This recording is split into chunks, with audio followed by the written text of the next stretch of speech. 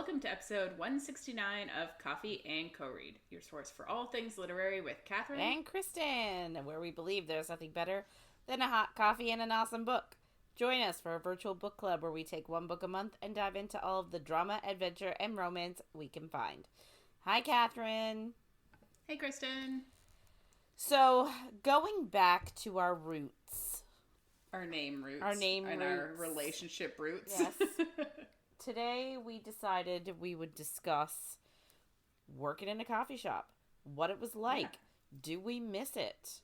What was the funnest and least fun thing about it? Anything remind us of it? All those fun things. Yeah. So, what was your favorite part of working in a coffee shop? All of my coworkers, really. I think, the people I met there were the thing that was the thing I liked the most. I swear I know English. Was the thing I liked the most about working there. I just feel like I started there when I was 17, I'm pretty sure. And I was transitioning from high school to university. It was that kind of time. And I just made a clique of friends with a bunch of people there. And it was just I don't know, it felt different than my high school friends, because we'd kind of been together since kindergarten for the most part. So it was expanding my universe as a little baby child of 17. So yeah, I definitely think the people and the coffee. Well, yes. What about you? Yeah, the free coffee definitely was a perk. Pun intended. Yeah. I don't know. I had friends there too. You being probably the most significant one. But you actually probably keep in touch more with people from there than I do. So, other than you, I would say, not in a bad way, but just in a, you know. They were friends of a time. Yeah. Yeah, that's fair. I don't know. I guess for me it felt a little bit different because it was a part of my life for so long. Mm-hmm. My mom owned it. So, I think she bought it when I was 7 or 8. So it was just, a way of life for a really long time. Yeah. So I guess maybe that part of it, just the fact that it was such it was literally my life. You know what I mean? So yeah, and your mom worked there every weekday and your aunt worked there. Yeah.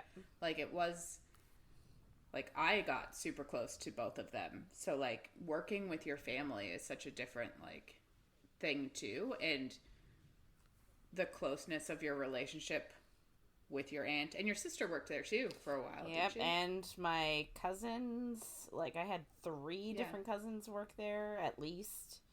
Yeah. Yeah, it was definitely a family endeavor, which was nice. Good and bad. Yeah, it was. Yeah, I would say it was good and bad, but I would have said it was more good than bad. Yeah. Yeah. So yeah, I guess to me it wasn't even. It taught me a lot actually about responsibility, because I was, while I fully 100% believe that I took advantage of the fact that my mom owned it. Yeah. Guaranteed. I also do think it taught me a lot about responsibility, because my mom expected a lot out of me. She was like, you are my child. You directly are impacted by this doing either well or not well. So, you need to act like it. This is not just some passing job for you. Yeah, it's definitely a different feeling when it's your family's livelihood. Yeah. And then too, just I was Was I was an assistant manager, like I had to do up the schedule for a while, like it does teach you a lot about like responsibility.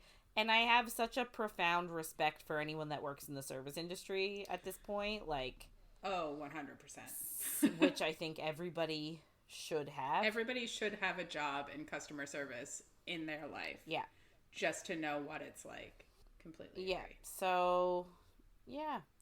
I do enjoy the fact that I know all about baristaing. Yeah. You know what I mean? Like, just the fact that we know what goes into it, I think is helpful. Yeah, and I remember, like, even knowing that dark roast coffee has less caffeine than a light roast, like, that kind of stuff, that, like, when you do your training and all of that, like, I never would have guessed that before I started working there. Exactly.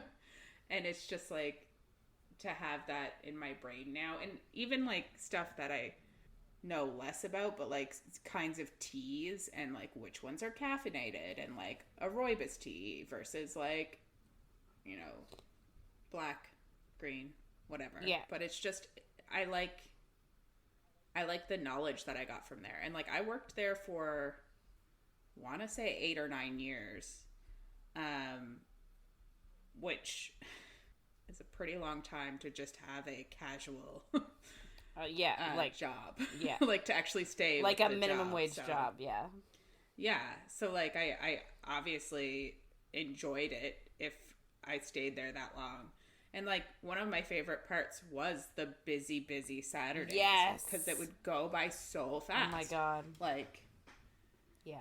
We'd have a system of like, usually you'd be on the espresso machine. It's where I like to be.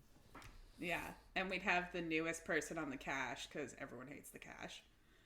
And then I'd be taking orders in the line and trying to like organize that. And it was just like, we had such a well-oiled machine of getting shit done. Yes. I loved it. Me too. I know those days, like, I almost loved when we had 20% off day because I would literally have a lineup of drinks on the espresso machine, like 20, and it was just so, I don't know, like you could turn your brain off and just go. Well, and you were too busy for anything else, but it wasn't like a panicking busy. I guess like maybe we're cool under pressure, or we just knew the lineup was out the door and it was going to be out the door the entire night because of the fact that it was 20% off night in the mall. Yeah. So it was good. I liked it. Me too. It was a nice time. And now, not a sponsor, guys, but I found a game that is just like working in a coffee shop. It's called Good Coffee, Great Coffee. It has not been out for very long. It was only like recently released, and it's fantastic. If you want to feel like a barista at home, play Good Coffee, Great Coffee. Because you will. I have downloaded it, but I haven't played it yet. But I'm going to. Because, yeah, I miss that. And I wish, like, I make coffee at home, but I don't make espresso at home, and I don't make lattes at home because I'm like, I would need to spend so much money on a good espresso machine to actually get what I want. Yeah. Like, I had it wasn't even shitty, but I had, like, a base model espresso machine maybe for a very long time, and the espresso was never exactly right. So I would only really use it to steam milk and to steam like eggnog to put rum in it because delicious. But yeah, maybe one of these days I'll get a super fancy espresso machine for my house. Yeah, my parents had a super duper fancy one for a while. Yeah, that's not surprising. Yeah. And yeah, it was pretty good. I had a really cheap one, like a Hamilton Beach one. It was, I think, one of the first, like, things that my husband gave me when we were still dating. He gave me an espresso. Like, it's still, like, over $100 now, but, like... Oh, yeah. I think I had the same brand name one. Like, my sister gave it to me when her and her husband, like, started making real money. Yeah. But, it never lived up. No. But, like, how can something live up to a $10,000 Italian machine that you have at the store, right? Which is, like, has to be cleaned through each night and is used multiple... hundreds of times a day. Yeah, like, you're never going to get that. So, yeah. It does seem like an insane thing to spend $1,000 on, but I probably would spend $1,000 on one to, like, actually get a good one. I agree. And the milk never steams with, like, the microfoam the way I want it to. Yeah. And I'm like, have I lost my touch, or is the machine bad? Yeah. And the latte art is never as good, and I'm like, it can't be me. No, refuse. I refuse to accept it. My favorite, too, was making pumpkins for Halloween in the latte art, because it was pretty easy to make a circle, and then you could just, like, dip the brown color into, like, make the eyes and stuff. Yeah. The easiest latte art is a pumpkin. It's true. Easier than a heart.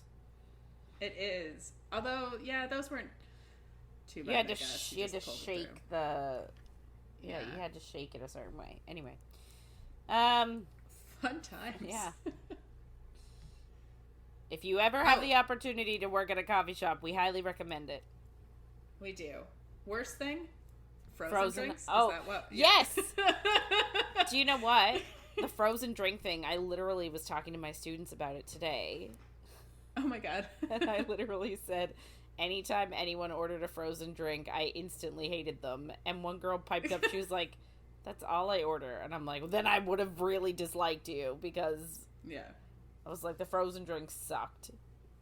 We know it's not fair, and we don't give a fuck. Yeah. Anyway. So yeah, think about that the next time you order a frozen drink from a coffee shop. They gotta clean the blender. Oh, the one that was good, though, was the espresso. Oh my god, that was amazing. It was like... It sucked to clean it at night. Yeah. But it was easy to give it to people. I loved it. Yeah.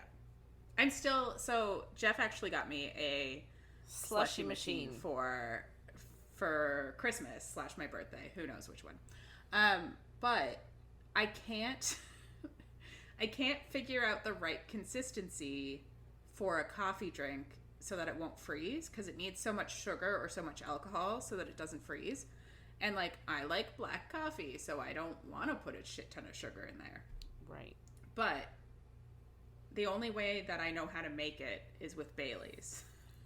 So if we ever want, like, a slushy coffee now, we're like, I guess we're just having a drink. Gonna be drinking in the morning.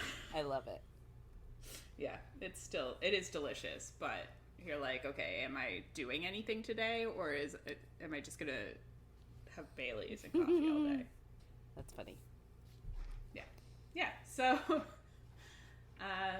we're gonna get into it. Customer service. Everyone should have a turn in customer service. Everyone should. Well, I say everyone. If you get the opportunity to work in a coffee shop, you should do it, because it's a great time and you get free coffee. Yeah. The best part of waking up is definitely not Folgers. Fuck that shit. So... Well, there goes that sponsorship. I was thinking that too. JK. Just a heads up. We're not in... We would never sponsor that. We have integrity. Also, we're not in talks with Folgers at all. But we would never sponsor something that mixes with hot water to make you coffee. In a dissolvable coffee way. You know what I mean? Speak for yourself. You're saying if they offered you like $50,000, you would not sponsor Folgers? Yes, you would. Stop it. $50,000, yeah, maybe. Yeah. Well, I'd have to walk this back a lot, and it's too late for that now. Instant coffee is not my jam. No. And I blame working at a coffee shop for almost 10 years for that one. Yeah, I would agree with you there. It's not my jam either, but I will in a pinch. Yes. Yeah. I don't often let myself be in that kind of pinch, because I'll just take my travel French press with me everywhere, because I'm bougie. I love it. But anyway, we are going to get into it now. Just a heads up, it's not a spoiler-free zone, and things might get saucy. Yeah. I don't remember. It could be next week, maybe. I think they get saucy next week. No, I think there might be a bit of sauce this week. Okay. A little tiny smidge. I think there's a smidge. Okay, so this is week 4, and we're reading chapters 38 to 50 this week. So, last week, let's do the recap of all of our players. So, Dorian and Manon are in Eelway. There was a massacre of soldiers there. All the witches say that it's Manon and the 13 and, well, generally Iron Teeth's fault. So Manon and the 13 bury all the bodies, and that gives them some street cred with the Krokens. Yeah, it's true. I just loved it. Dorian is learning how to shapeshift so he can sneak into Morath, according to his dead ex-girlfriend Kaltane. I love Kaltane. She deserves Oh, that. I do. Agreed. 100% agreed. Yeah. But that's them's the breaks. Yeah. But Manon is mad at him. Yeah. About it. That's those two. And now on to Chaol, Yrene, I guess Nezrin and Sartak. Yeah. They're at Chaol's dad's house and he's being a dick. Kel Surprise, and they're ready to fight. They're gonna fight. Yeah. I think that's it. Aedion and Lysandra. Guess what? Aedion's also being a dick. Kel Surprise. And they are fighting a losing battle. And they are running away from it, and Aedion hates Lysandra's face. And body. And everything. Just hates her generalized nature. Yeah. And that's them, right? Yep. And then we've got the main crew, Aelin, Rowan, Lorcan, Elide, Gavriel, and Fenris. The boys are back in town. It's true. So they are currently underground. The little folk are escorting them through some underground tunnels so Maeve don't find them after they've rescued Aelin from Maeve's clutches. Cairn is DED. Dead. Yes. Unalived. Yes, he's been unalived. And Fenris was almost unalived, but then Aelin gave him the blood oath. So now she's fucking throwing those out. It really is throwing those out. She is just She is Oprah. Yes. You get a blood oath. You get a blood oath. You get a blood oath. Yeah. So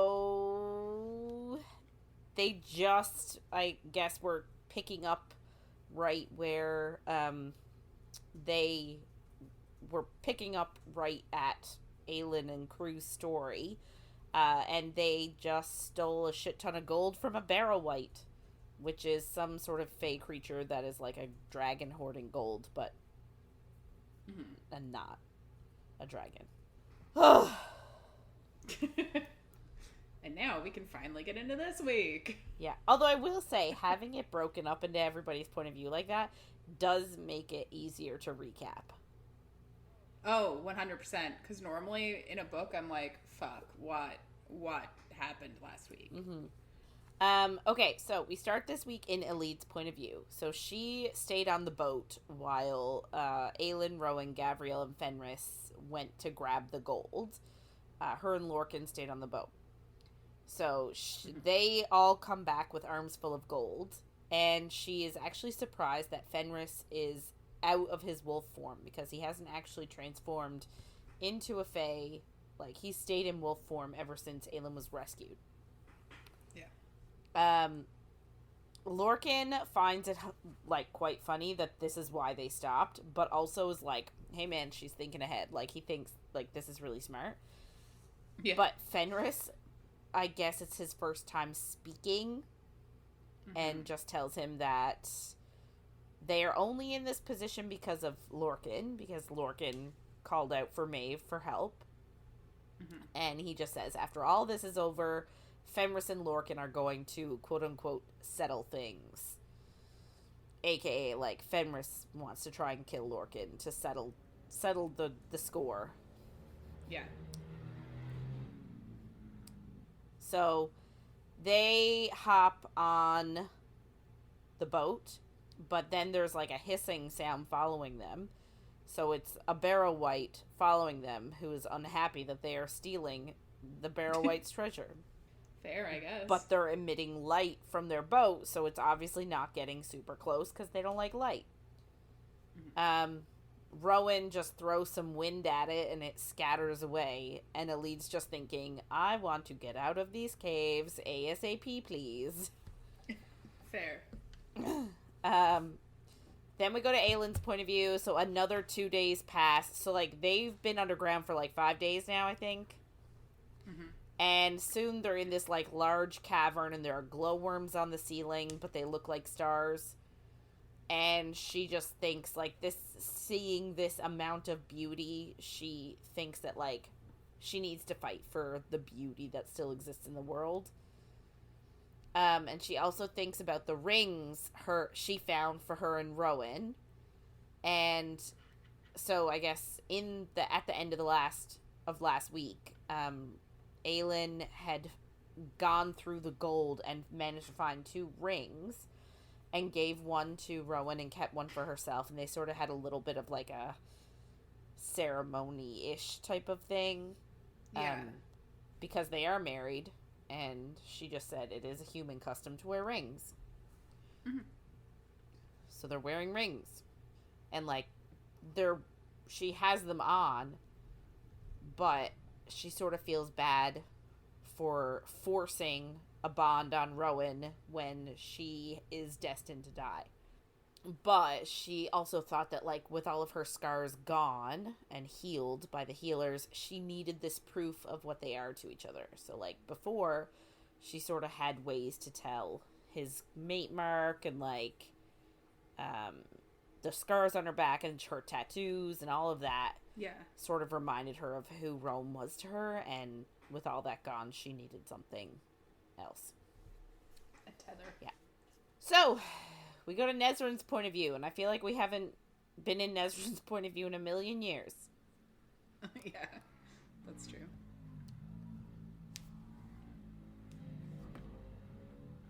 So, I guess when we left, like, at the beginning, Chaol and Yrene went to Annielle first, and the Rooks and all their army came like after them. Yeah, but they also had a land army and, like, I guess the horses coming as well, even slower than the Rook army. So they almost had, it was like a double wave. So the Rooks came first, and then the army was following behind. But obviously armies move slower than flying sparrows. Yeah. So the army finally shows up in Annielle 5 days after the Rooks. But it was still early enough. Like, it was still they were still got there before Morath, which is good. So they had time to, like, prepare and everything, but also, like, they were getting, like, everybody is, you know, you get anxious with the wait. You know what I mean? Yeah. The waiting is the hardest bit. So Nezrin was chatting with Bort. Bort or Borte? I call her Borte. Okay. You can call her Bort. Yeah, but you listen to the audiobook. Does it call her Borte? Okay, yeah. So it's Borte. So Nezrin's chatting with Borte and asks if she has any plans to wed Yrene before the battle. So they are betrothed, even though they don't like each other? Question mark? They're not nice to each other. No, that doesn't mean they don't like no, each you're other. Right. Anyway, so Nezrin's like, are you guys going to get married before the battle? And Borte's like, why on earth would I do that? And she's like, so you guys can have a wedding night, aka so you guys can bone. And Borte's like, how do you know I haven't already done that? Aka boned. Yeah, but Nezrin is a bit scandalized by that. I know. And I'm like, you're having sex with Sartak on the regular. Yeah. You guys sleep together every night. I guess maybe because they hate each other and she's surprised, but I'm just like, this is silly. Yeah. Anyway, so it's like, I'm just sort of like, come on, Nezrin, stop being so scandalized. Yeah. So Borte just walks away after she, like, mic drops, like, how do you know we haven't? And just, like, mic drops, walks away. And Nezrin is like, oh, shit. But then she worries about them winning because, like, the supplies, I guess, they flew overhead of the Morath army and saw all the supplies and stuff they have. And, like, she knows that they have a long siege in mind. Like, the supplies they've got means that they're in it for the long haul. And she's just stressed about it. Fair. Then we switch over to Yrene's point of view. So they start to hear the bone drums at sundown. And she thinks about how nervous everyone is and how packed the keep is. And her and Chaol actually gave up their room to a family of 5 with young children. They were unable to ride a rook to the wastes. So I guess that's where they were evacuating people to.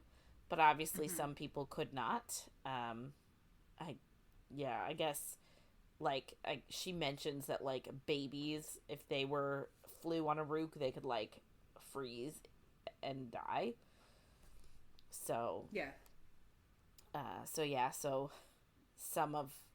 You'd think you would have bundled them up. I mean, you would think that, okay, so say if I had a baby, and, like, 100%, like, this is terrible, but say if I had a baby, right, and I had 2 other small children, like, maybe someone who was 2 and someone who was 4, like, we know that the people, the rook riders start to ride their rooks at a very, very young age. So, like, the baby might not survive, but the other 2 kids possibly could. So, if it were me and I was in danger and my kids were in danger, I would send my significant other with the 2 kids to safety, and I would stay with the baby. Like, knowing, okay, fine, I cannot. But, like, you would want your other kids to potentially survive. But don't you think that you would also try to, like, bundle the kid up enough and, like, put them inside of your own coat so you can keep an eye on them to make sure that they are living? Like, well, yes, you're not going to just plunk it onto a bird by itself and say, happy riding. Hit the bird in the ass to get it going. I don't know. It just seems like you had other options. Yeah. Just dress the baby up in a really nice snowsuit. And maybe the issue is that they just don't have they don't have the blankets. Yeah. They don't have the clothes. Even though they live in a place that is this freezing, they should, you know, you'd think they would have that for their children. But yeah. Anyway, so they gave up their room. So now they're in a tiny, they don't get their suite anymore. It's just showing how magnanimous they are. Yeah. So such great people. She knows that this drumming is designed to stress them out and, like, wonder when shit's going down, and it makes them unable to sleep. And if they can't sleep, they're not going to fight to their best ability because they'll be tired. So she also saw that Morath brought catapults. So she spent her day relocating families from the lakeside, which is where everything is, the wall and the armies and everything. I can't help but not picture Helm's Deep. So like, much. To me, this is all I've got. Helm's Deep. 100%, yes. So she then transferred them from the lakeside to the more inner bowels of the keep so that they're not potentially hit by debris when the catapults start going. Yeah. Her and the healers also have a room dedicated to their work, and like people heal, like people, like a hospital type thing. And she has spent the past few days creating supplies, and she just knows, like, they are as ready as they can be. Yeah. Then we go to Chaol's point of view. Your favorite, and it's the best part. Yep. That's sarcasm. I hate it. So I'm pretty sure this is when it happens. It's that I hate. Yeah. Yeah. So he is saying goodbye to Yrene in the morning, and he's trying to convince himself that this isn't going to be the last time he would see her. And then he meets his father up on the battlements where Nezrin and Sartak are supposed to meet them. But for right now, it's just him and his dad. And his father mentions that the last siege from Morath, Erewhon's forces beat the drums for 3 days, making Annielle, everyone in Annielle, so crazy with stress that they stood no chance. Like, they had no way to win because they were so, like, tired, overtired, and, like, stressed out by the drums. So essentially Erewhon just shredded them apart. And Chaol just reminds him, like, they have rooks now. That'll help. And there's also an army coming. Yeah. And we assume that Morath doesn't realize that. Correct. So he... It'd be better if they waited 3 days. Right. So he then tells Chaol that Chaol's mom actually left. Like, he didn't send her away like he originally said. She abandoned him. And... Because he's a piece of shit. Yeah. But he didn't say that. He said that... No, he blames Yeah. her. He said that once they realized they were surrounded by enemies, like Aelin and... Like, Aelin essentially their enemy as well as Morath. She took her ladies-in-waiting and their families, Terrassen, who is Chaol's little brother, and, like, just left during the night. And he doesn't know where they went. Terrassen, Chaol's brother, left him a note, but the dad doesn't want to say, Chaol's dad doesn't want to say what's in it. Like, Chaol asks him, and he sort of changes the subject. Well, and he's also, like, he wouldn't have known that they left other than his son was like, yeah, I'll leave a note, I guess. Well, I mean, I guess he would have known because he would have woken up and they wouldn't be there, but, like... Like, how many days do you think it would have taken him to notice? Probably a few. Yeah. So Chaol notices, like, his dad doesn't seem energetic. And I'm like, why would you be energetic at the start of... Like, I would also feel like shit. Yeah. Be like, I don't want to do this. No, I'm terrified. Yeah. Thanks. Anyway, so his dad seems, like, resigned, as if he knows that they're all gonna die. And I just think of, like, Legolas yelling, like, I get out of the Thryer.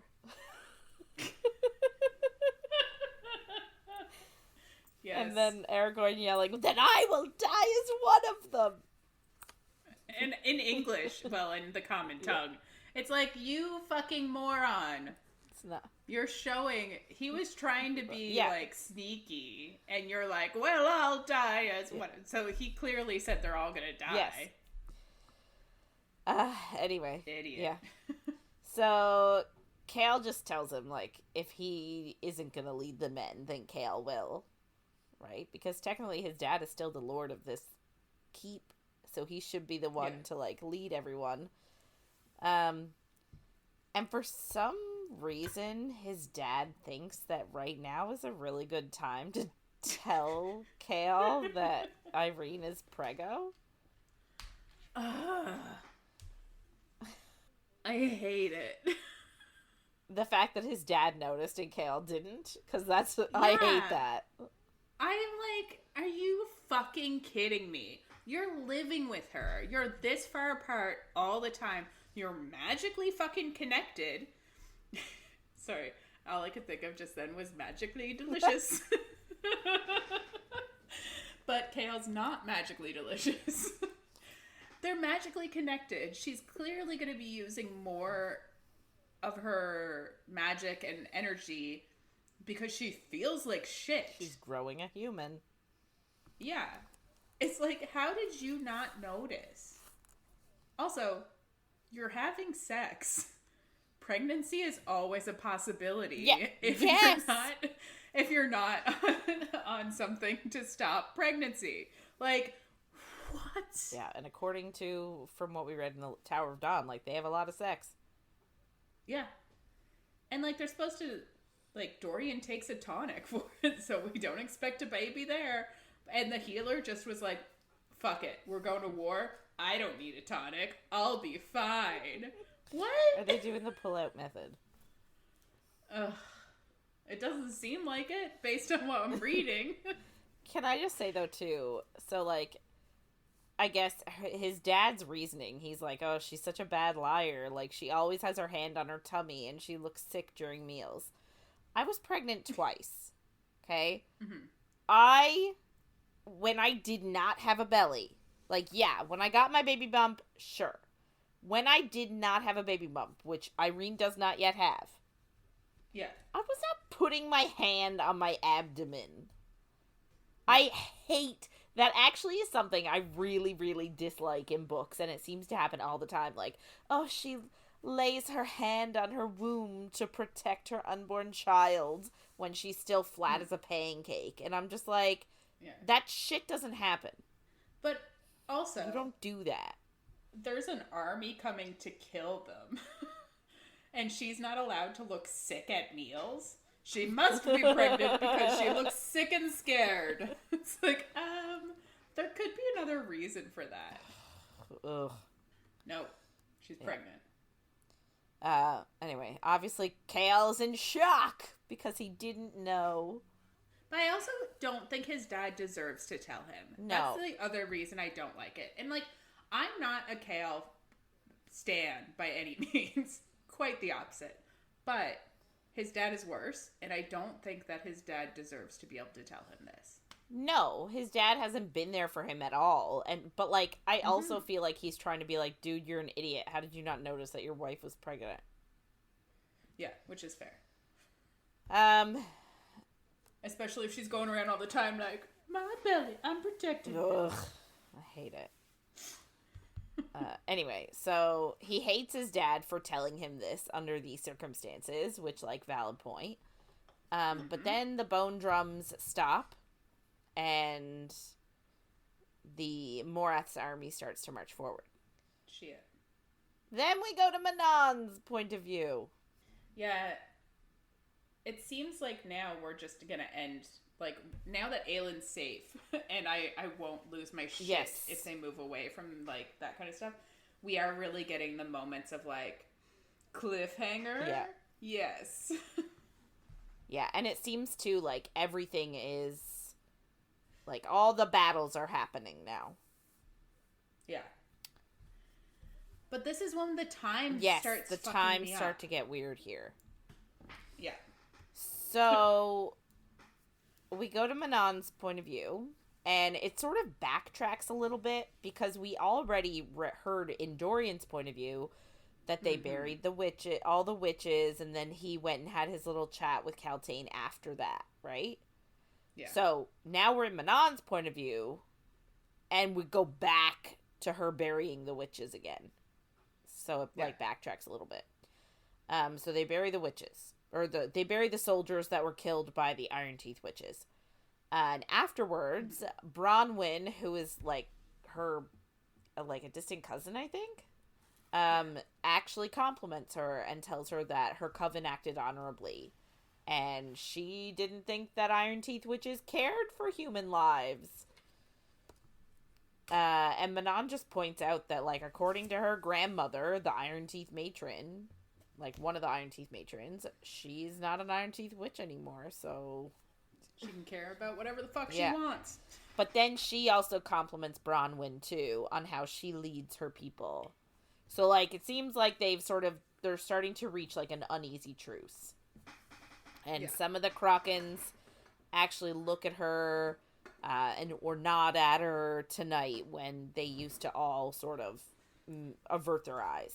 Mm-hmm. But... this sort of moment has made her decide that the Iron Teeth are actually still her people too.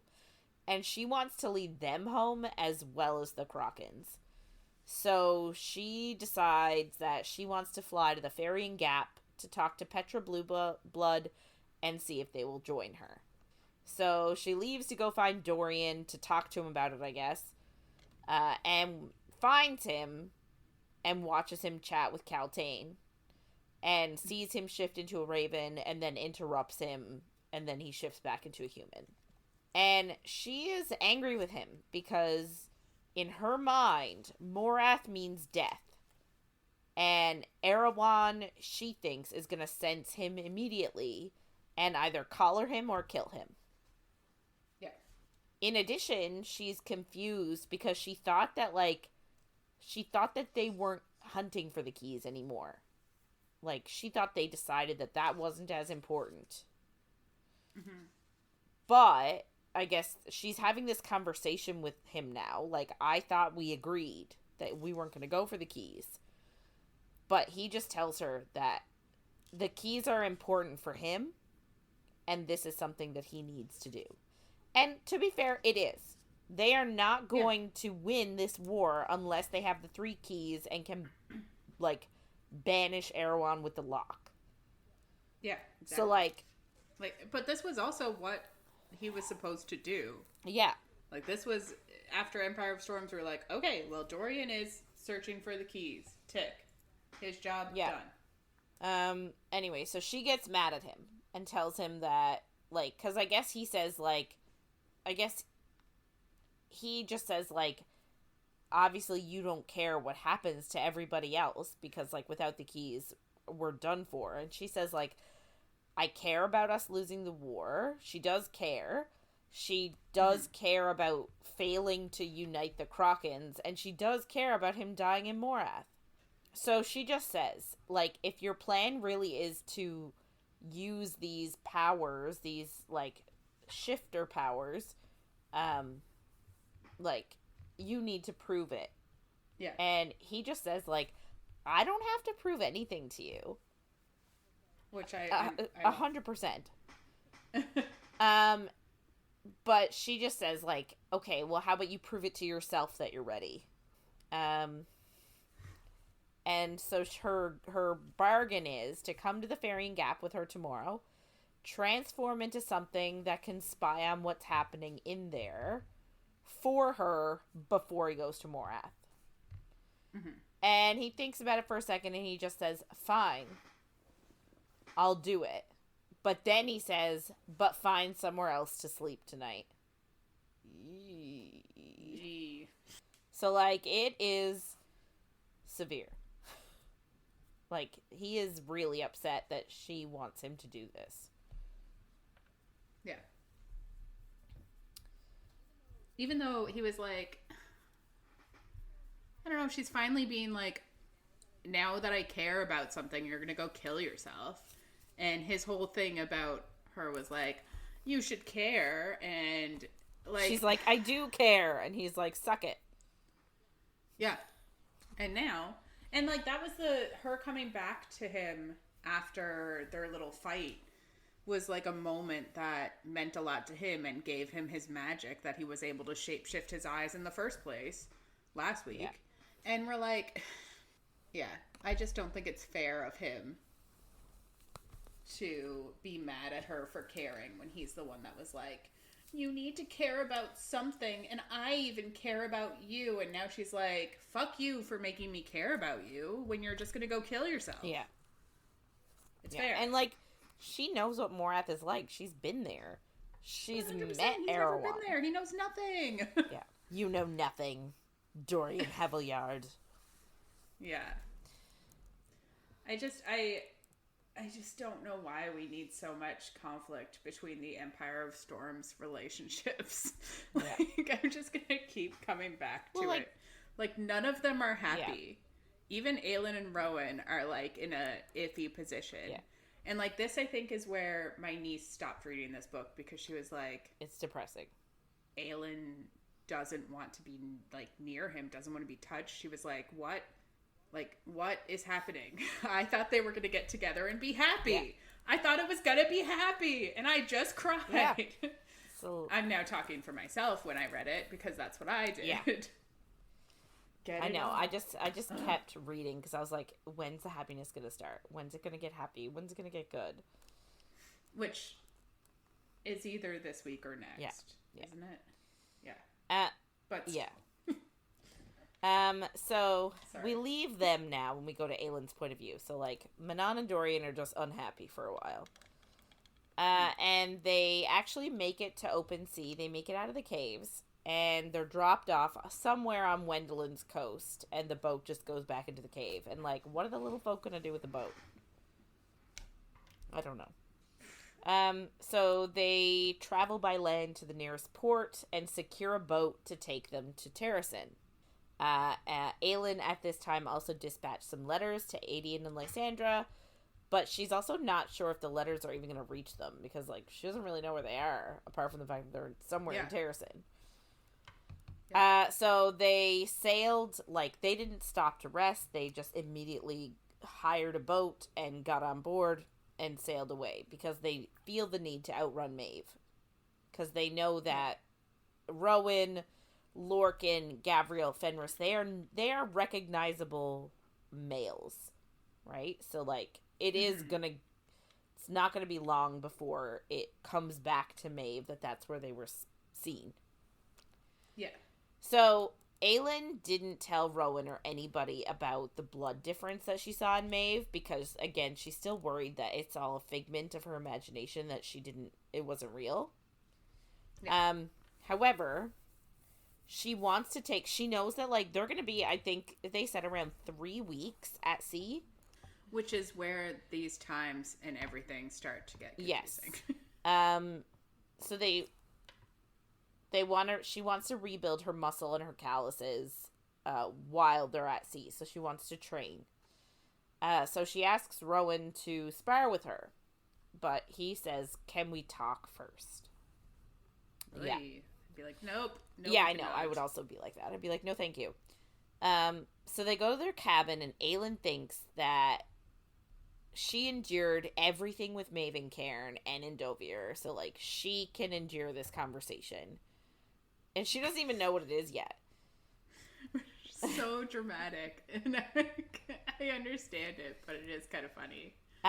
So I guess this is finally the conversation of, like, him saying, I know what was said on the beach. I know that we're mates.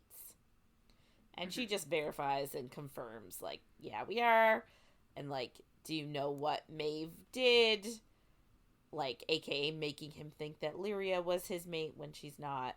And he just says, like, yes, I do know about all that.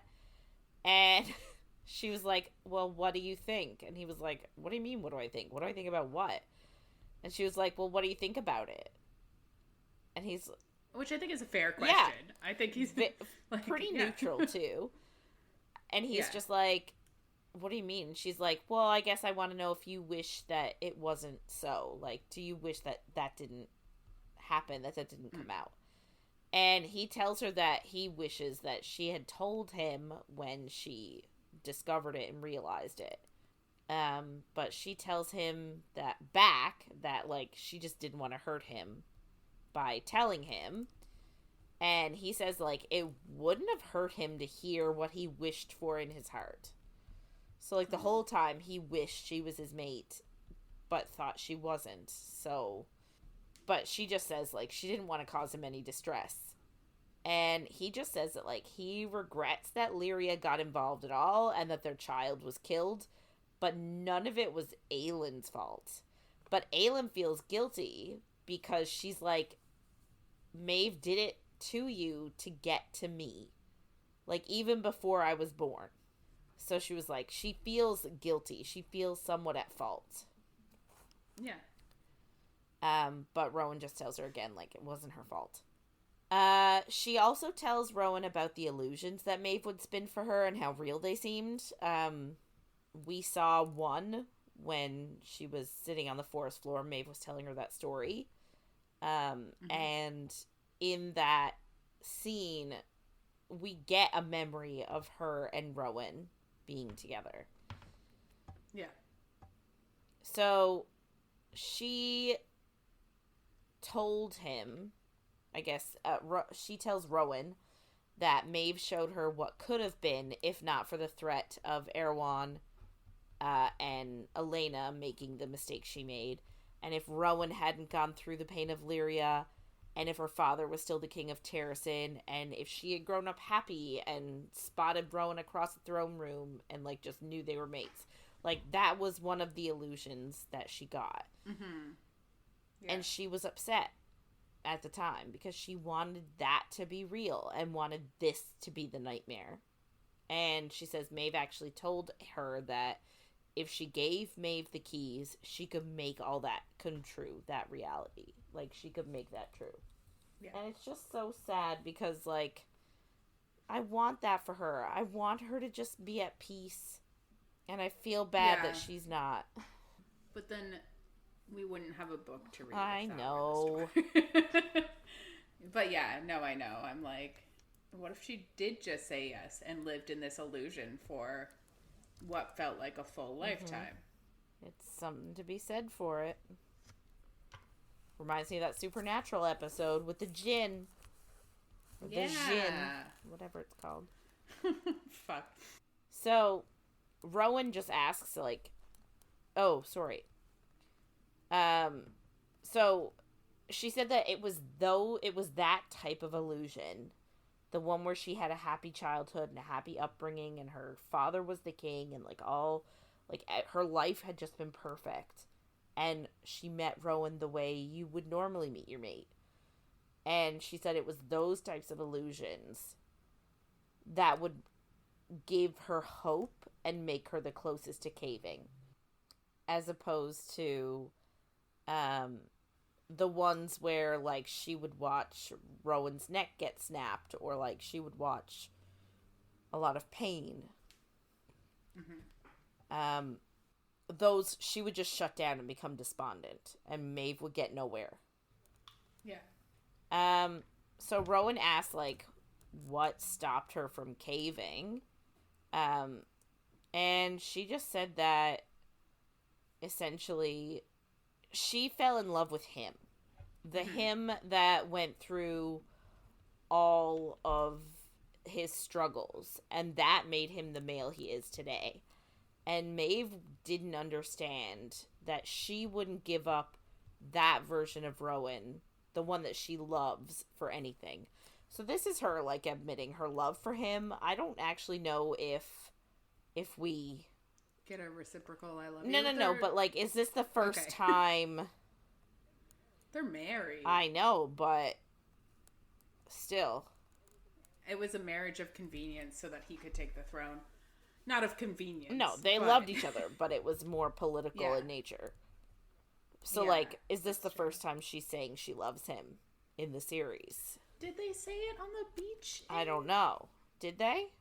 Listen, it's been so long. It's been so long. I'm sure that's something I can Google. Well, I'm going to move on. It's fine. Anyway, so he puts his hand out for her, and she takes it. And this is, like, one of the first intentional touches, apart from him putting a ring on her finger. And he tells her that all that time in Wendlin, he wanted her... I say Wendlin, I think Mistward. He wanted her to be his mate. And wondered why she wasn't. Which made him feel super guilty about it. But, like, he did always want it to be her. And he tells her that he knows that she's tired. And he calls her Fireheart. And I'm just like, this is another, like, sob moment. He said, I know you're tired, Fireheart. And I'm just like, she is tired. She's had so many burdens. But also, it's like, that's almost word for word, like, the quote her mother said to her while she was in the iron box. Why do you cry? I know you're tired. Ugh. So sad. You can't do this to our hearts. No. But he also then says, like, the burden on her is more than what anyone should bear. But then he says, like, we're gonna face it together. He says we're gonna... Erewhon, the lock, everything. And he says, like, when she settles, because he's convinced she will, they will have 1,000 years together. And Good. They better. fucking deserve it. Yes. But she reminds him that Elena said that she had to die for the lock. But Rowan is adamant that they will face it together. And then he says if the cost really is her life, they will pay the cost together as one soul in 2 bodies. And, like, oh, I'm just breaking up here. Like, it's so sweet. Yeah. I love that it always comes back to they fell in love as the people they are now. And, like, both of them, looking from the outside, you could be like, they're broken. Yeah. And they healed together. And they're like, it's so much. Yeah. Anyway, so she reminds him then that Terrassen needs a king, but he just tells her that Aedion can have it because he has no intention of ruling without her. And I'm like, which, fair. Yeah. He's gone through this before. You cannot ask him to do it again. You just can't. You can't do this to him. Not our sweet baby angel. No. So he also tells her that if he was offered any dream reality, he would still choose her too. So she asks why he isn't kissing her then. And he just says, like, he wanted to ask for the first time because he was worried that she wouldn't be ready. And she's like, no, I'm ready. Kiss me, please. So they kiss. Which I'm glad for. Yeah. Like, we needed it. Like, we love a bit of consent. Yes, but I needed them. Because he was like, can I touch you? And she was like, no, I need to bathe. And then after that, still didn't, so. Yes. Which is fair. She went through a huge trauma. Shit ton of trauma. So, you know, the consent is really important. But also, I care so much about them as a couple in a book, which sounds so silly when you say it out loud as a real life person. But it is so fucking true. Yeah. I know. So, yeah. So, they kiss, and at first it's really gentle, but she thinks how they finally admitted to each other that they're mates. And again, like, the whole mate idea is the fact that it's, like, primal and, like, you know, visceral and it's animalistic. So, like, it snaps. The fact that they finally admitted to each other that they're mates has snapped something in both of them. And they've just become feral with each other and, like, clothes come off very quickly and they just have sex. Yeah. And they do the mating mark on each other's necks. And when they're all done, they're lying together. They just agree that they will face whatever comes together. So, we move to Lorcan's point of view. And he's just, like, out on the deck of the boat, living his, like, best life, I guess. Thinking about what was to come with Maeve's army. And, like, what's Maeve gonna do, essentially. And he sees everyone, like, get up. And, like, start moving around. Including Fenris. And, like, Fenris bares his teeth at Lorcan. Again, I think he's still a wolf. He likes to live more as a wolf right now. And Lorcan just knows, like, he's like, there's a fight coming. But he's like, I'm not going to kill him, not after all he endured.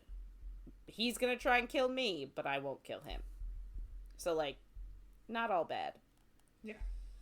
Aelin comes out on deck next and, like, doesn't even look at him.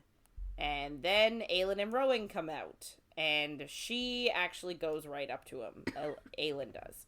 Mm-hmm. And she asks him, what are his plans? Like, what's he gonna do? Is he going with them to Terrassen to fight in the war? And he's sarcastic in his response. He's like, well, I'm not going to sightsee. You know, like, he's like, yeah, obviously. But then she tells him that there is a specific way that this is going to go. And essentially just says he was Maeve's second in command for a long time. So she doesn't trust him, which is valid. Yeah. 100%. And she's like, I'm not entirely sure that you won't do whatever it is you feel that you need to do to get back into Maeve's good graces. So she says the only way that she will trust him to go to Terrassen is if he takes the blood oath for Aelin. So just another, like, here, you can have it, you can have it, you can have it. 100%. Right? I feel like she's meant to sort of be the antithesis of Maeve. Because, like, Maeve gave the blood oath out willy-nilly and had, like, 6 or 7 people that had it. But she misused it, and she was a bitch to the people that took it. Mm-hmm. Whereas Aelin is sort of, like, the exact opposite. She's kind. She doesn't want people to do what they don't want to do. She has a belief in, like, autonomy and stuff like that.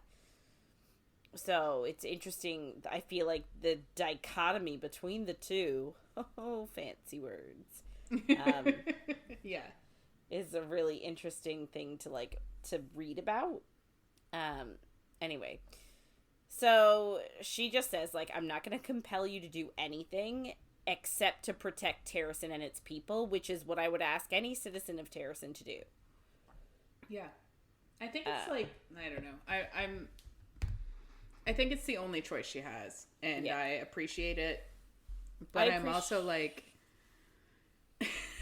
as much as Aedion is pissing me off in this book, I do feel a little bit bad for him that he's like, I'm gonna be the only one, and she's like, you get a blood oath, you get a blood oath, you get a blood oath. Yeah. Yeah. It's just funny. Yeah, no, it's definitely, yeah, she's just handing him out willy-nilly. Mm-hmm. I do, like, the only thing that I wonder about it, because she tells him that he is not allowed to step foot into Terrassen without this blood oath being done. Mm. And I'm like, how are you going to stop him exactly? Like, it's not like there's a magic border that means he has to have permission to enter. He doesn't. They could just say goodbye, and he could just go around and enter Terrassen from a different place. Like, yeah. I don't really see how they're like, well, you'll never be allowed to step foot. Like, how are they going to know? Well, I guess they won't allow him without them being enemies. I guess. And, like, him being like, shoot him on sight. Yeah. But, yeah, you are right. Anyway, she also says that, like, after the war is over, like, Terrassen is your home. Because he's also, like, homeless. Having this... Yeah, essentially he's homeless. Like, he's made an enemy out of Maeve, so he can't live in Wendlin anymore. Like, because he's not welcome. Yeah. So she's essentially saying, like, when this is all over, Terrassen is your home. You can live wherever the fuck you want. Right? Yeah. And wherever the fuck you can find. If you want to live in a cabin in the mountains, like, go ahead. Yeah. Now, if you remember, was it Empire of Storms that... Had to be. That Elide told Lorcan that when everything was over, he was free to come live with her in Peranth. Mm-hmm. And obviously he's thinking about that and thinking about how, like, that deal is probably no longer valid. Yeah. But, so I guess she's making him this offer and insinuating, like, you can go wherever you want after the war and live wherever you can find place. And wherever someone will allow you to go. Yeah, essentially. And, like, he is looking at Elide, and he knows that if he says no to this, it's essentially him saying that he'll never see Elide again. Which I guess he doesn't want to deal with. Like, he doesn't want to risk that. Yeah, because he loves her. He's so in love now, yeah. Aelin knows, like, what he's thinking. Of course. And she's, yeah, because she always does. Yeah. And she said that she doesn't want to take something precious from him, aka Elide. But he just tells her that already happened, because not that Aelin took something precious from him, but that something precious has been taken from him in that Aelin won't talk to him anymore. Mm-hmm. But she just tells him that, no, like, it's still a possibility. As in, it's still possible that something precious can be taken. So she's insinuating that, no, Aelin still does have feelings for you, as if she knows. Yeah, because she can tell. Yeah. Of course. But she also reminds him, she's like, P.S., if Terrassen doesn't survive this war, neither will Aelin. So, like, thanks. Thanks so much. So, like, you have to come, or the love of your life is gonna die. Yeah. But she says it nicely, so I guess it's fine. Yeah. But, like, we're very much giving him zero choice. Yeah. Which I do feel a bit bad about. But, like, at least she's not, like... And at least she's just like, I'm just giving you one order. But I also feel like, too, after the war, I feel like maybe they could revisit this, and maybe she could release him, like... Oh, yeah. Once the threats are gone. Yeah. Like, I feel like, what's he gonna sell to Maeve then? And, like, they're all hell-bent on killing Maeve anyway, so, like... Yeah. You know what I mean? I just feel like maybe saying at least until this is over. And yeah, but it's supposed to be, like, nobody's ever heard of breaking the blood oath in a, like, clean way, and they were all shocked when she did it with Maeve, I mean. And it's like, but we all saw her break it with Rowan, so why are we pretending that it's this, like... huge deal? Yeah, I completely agree. Yeah, just break it. You can do it. Yeah, realistically, she should break it with everybody and then just give it to Aedion and then force him to, like... I don't know. Deal with this shit? Yeah, force him into therapy and make him only be nice to Lysandra for the rest of his life. Yeah. So he thinks about her offer and he knows that she speaks the truth, so he just agrees to take the oath. And, like, Fenris is not pleased. And there's a really fun, like, I call it fun, but I also feel kind of bad because, like, Lorcan is just standing there. And Fenris is like, ugh, way to make my life hell. Like, he'll be around. Yeah. And Aelin's like, well, we won't have to see him all the time, just the holidays. And Fenris is like, way to ruin all the holidays. And she's like, okay, fine, we won't invite him to any of the holidays. And, like, he's just standing there. Like, he can hear you. Sin. Anyway, so he does the blood oath, and he thinks that her oath is very different from Maeve's. Mm-hmm. And, like, Maeve made them do, like, this huge long list of things that they said they would do. And, like, all in this old Fey tongue. And Aelin's oath is just very simple. You know, join my court and serve Terrassen, and that's it. Yeah. And he drinks her blood, and he feels it settle, like, and he feels like it's like a warm ember in his. He can feel it. It's fun because she's magic. Yes, and she's got fire magic, so, like, obviously. So then she just gives him the order to protect Terrassen, and that's it. So, done and dusted. And this is also, I guess, what I was talking about last week when I spoiled this tiny little thing. Last week I was like, she gives him the blood oath, and then I was like, oh shit. So sorry about that, guys. But yeah, it's fine. It was actually much closer than I thought it was after I realized it was a spoiler. So. Yeah.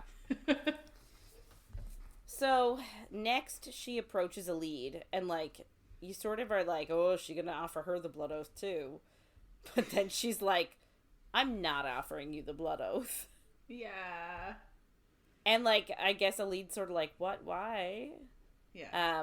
But she just reminds her, she was like, Darrow and his cronies are 4 people. I need a majority vote right now. I think she has 2 votes? Yeah. She's like... She has Ren and then the brothers. Yes. And she would have Lysandra if she were. If but they she's not gonna recognize be. it. They're not going to recognize her. So, essentially, she needs the Lady of Peranth.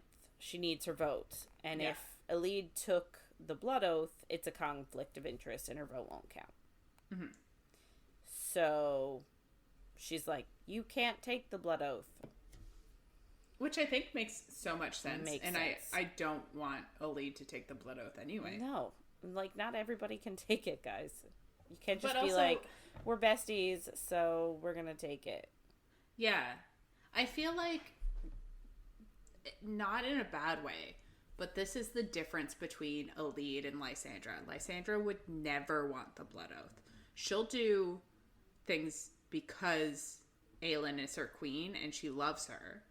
But I don't think that she would even think about taking the blood oath. No.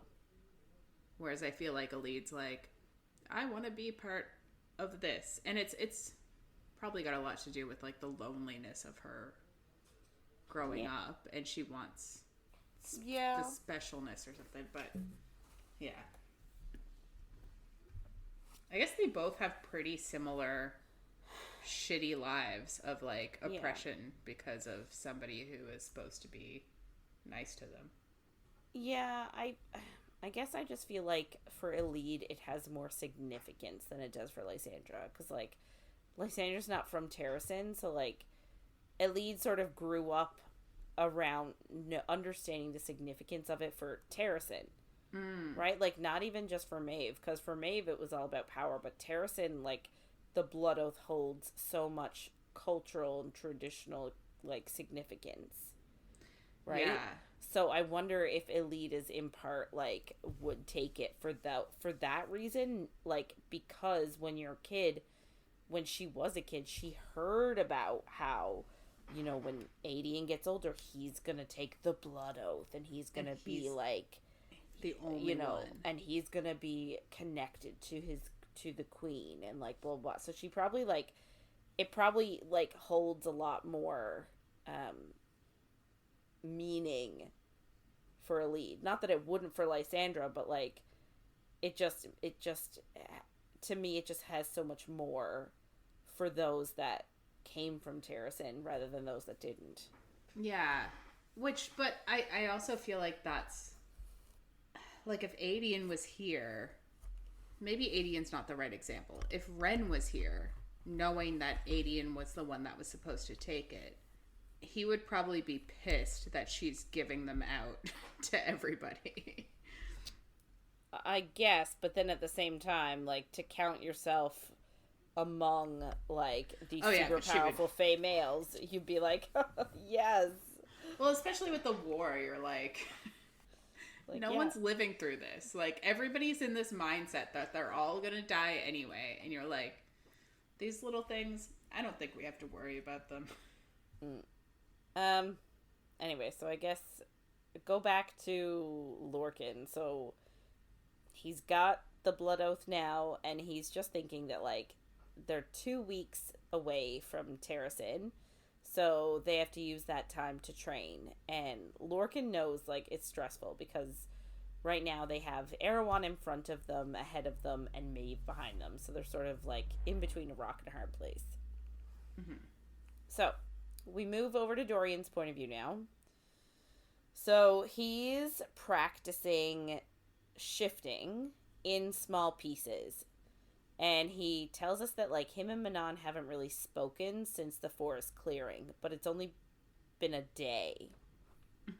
So, like, it's so weird because you go from Aelin and crew spending days and weeks in a span, right? Like, and then you go here and it's like 1 day. So it is really hard to tell. Like, I have no idea when things are happening on the timeline. So the 13 plus Dorian are going to the Ferrying Gap. And then they are planning on meeting back up with the Krakens at their camp that they first met them at. Their, like, secret mountain camp. And the Krakens actually agreed to meet back up with them, which is, like, a huge step. So Dorian just thinks that, like, he is completing his mission. Manon has given him instructions to shift into, like, a typical soldier and to escort Astron's mount into the Ferrying Gap, which is what he's doing. I'm like, wouldn't it just be safer to be a raven? But I guess he couldn't really go inside. Like, if he was a raven... birds in there? I mean... And he could just turn into a little fly and go inside. I don't know. That's true. It just seems excessive too, but I also feel like that's part of it, right? That's this is the test that he needs to do. Yeah, you are right. So he gave Manon the keys, like, to hold on to while he was in there in case he didn't make it back. And she's like, "You will make it back. Don't say that." Like, sort of not actually that soft and, like, weepy, but no. But she does have those thoughts. Anyway, he just escorts Yrene. Is Yrene? That's what I've been saying in my head as Astron's... Yeah, I think so. Wyvern? I don't think I've said. Anyway. So Yrene... So that's Astron's Wyvern. So he escorts her to the stables and ties her on and goes to see, like, what's what. So, go to Manon's point of view. She is freaking out because Dorian's been gone a while. Mm-hmm. But, like, she's telling herself she's not nervous. She's just, like, itching to get done what she needs to get done. She's anticipating what she has to do. Yeah. Of course. Funnily enough, they actually left... So, like, the 13 is in a clearing a little ways away.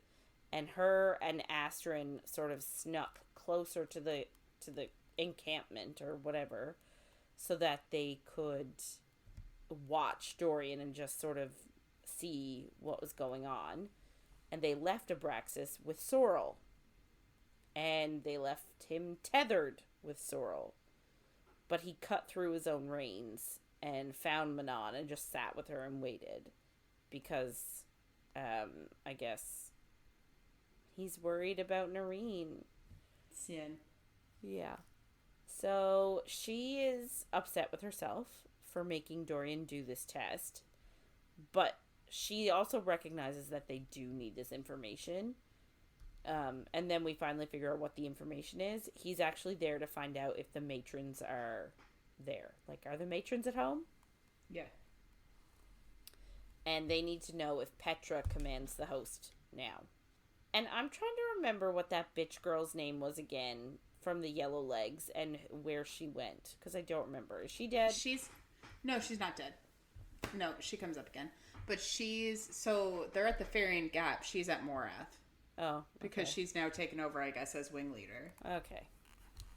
Isra, right. It took me that long to remember. Or is it Iskra with a K? Iskra, yeah. We haven't seen her yet this book. It's been a time. Yes. Anyway, I just thought it was weird that Petra is, like, commanding the Ferrying Gap, but I guess it's because Iskra is commanding Morath. So yeah, well, I guess because my brain, but Iskra was sent to take over whatever Dorian's kingdom is, which the name is escaping me. Aelin. Iskra was sent to take over there, and then she came back to Morath, and that's where, like, the whole showdown went, where they took Manon out, so then she took over for Manon, basically. Right. So they also, not only do they need to know if Petra is in command, but also how many witches are present. Mm-hmm. And she's super worried, obviously, until Yrene comes back with Dorian and he tells her the news. The matrons are not at home. It's just Petra and about 300 Iron Teeth witches. Mm-hmm. So, the 13 then get on their brooms. Ha! Nope. They get on their wyverns. And they approach the Ferrying Gap visibly for the patrols. So, like, they're not trying to sneak in. They're coming in very openly. Yeah. And Petra allows them to land. So they do. Manon actually leaves Dorian in a clearing this time to wait. And because she doesn't know what's going to happen. So she walks into the what's called Omega. It's a hall, I guess. Mm-hmm. And just says loudly that she wants to speak to Petra Blueblood. And Petra Blueblood immediately is like, "Hi, I'm here." Which is for the best, because yeah. if not, they would have killed her on sight, probably. Yeah. And Manon's just like, "Gather your host in the hall." In other words, gather all the witches here. And it's like, okay, like, bossy boots. This isn't you're not the queen here anymore. Yeah. So they all the witches file in, and they're all looking at her with disdain as the fallen wing leader. And, like, some of them call out and call her a traitor. And Petra reminds her that this audience clears their life debt. So just her granting this audience means she doesn't owe her shit anymore. So she just speaks to all the witches, and she's like, "Most of you know who I am, but I'm not going to repeat, like, who I am. Because most of you know." And then somebody yells out and calls her a crock and bitch. So, like... Of course they do. It has... Yeah, I know. It has come out already that she is... the Kraken heir. Yeah, the Kraken heir. The Kraken queen. Yeah. So, Manon tells all the witches that all her life she's been fed a lie about who they were and the monsters that they were proud to be. But they were made into monsters, and they could be so much more.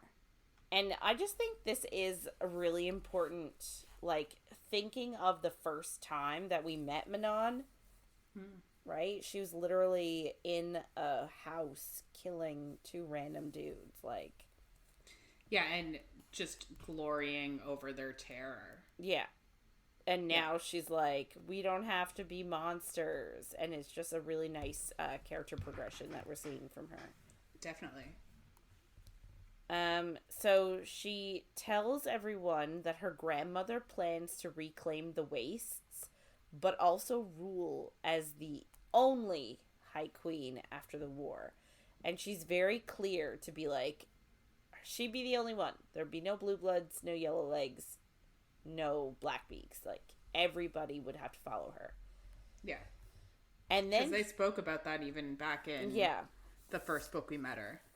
And then she also tells them that her grandmother is planning on taking the black beaks and the weapons they have made here, and if the other clans do not bow to her, they will cease to exist. And a part of me is just like, what gives the Blackbeaks the exclusive rights to the weapons? Like, surely everybody will get the weapons, even the Wyverns. So how are the Blackbeaks going to win over 2 other clans with weapons they all have access to?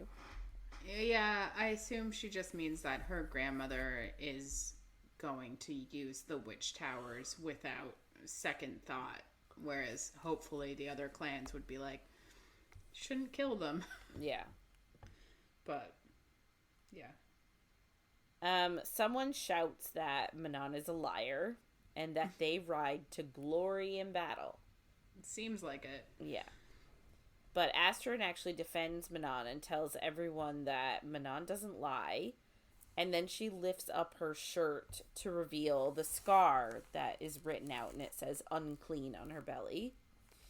And Asterin asks how many of them have been branded by their matron, and how many of them have had their stillborn witchlings burned before even holding them. And that makes the hall go really silent, obviously. Because for them, having children, having girls, is a huge honor and blessing.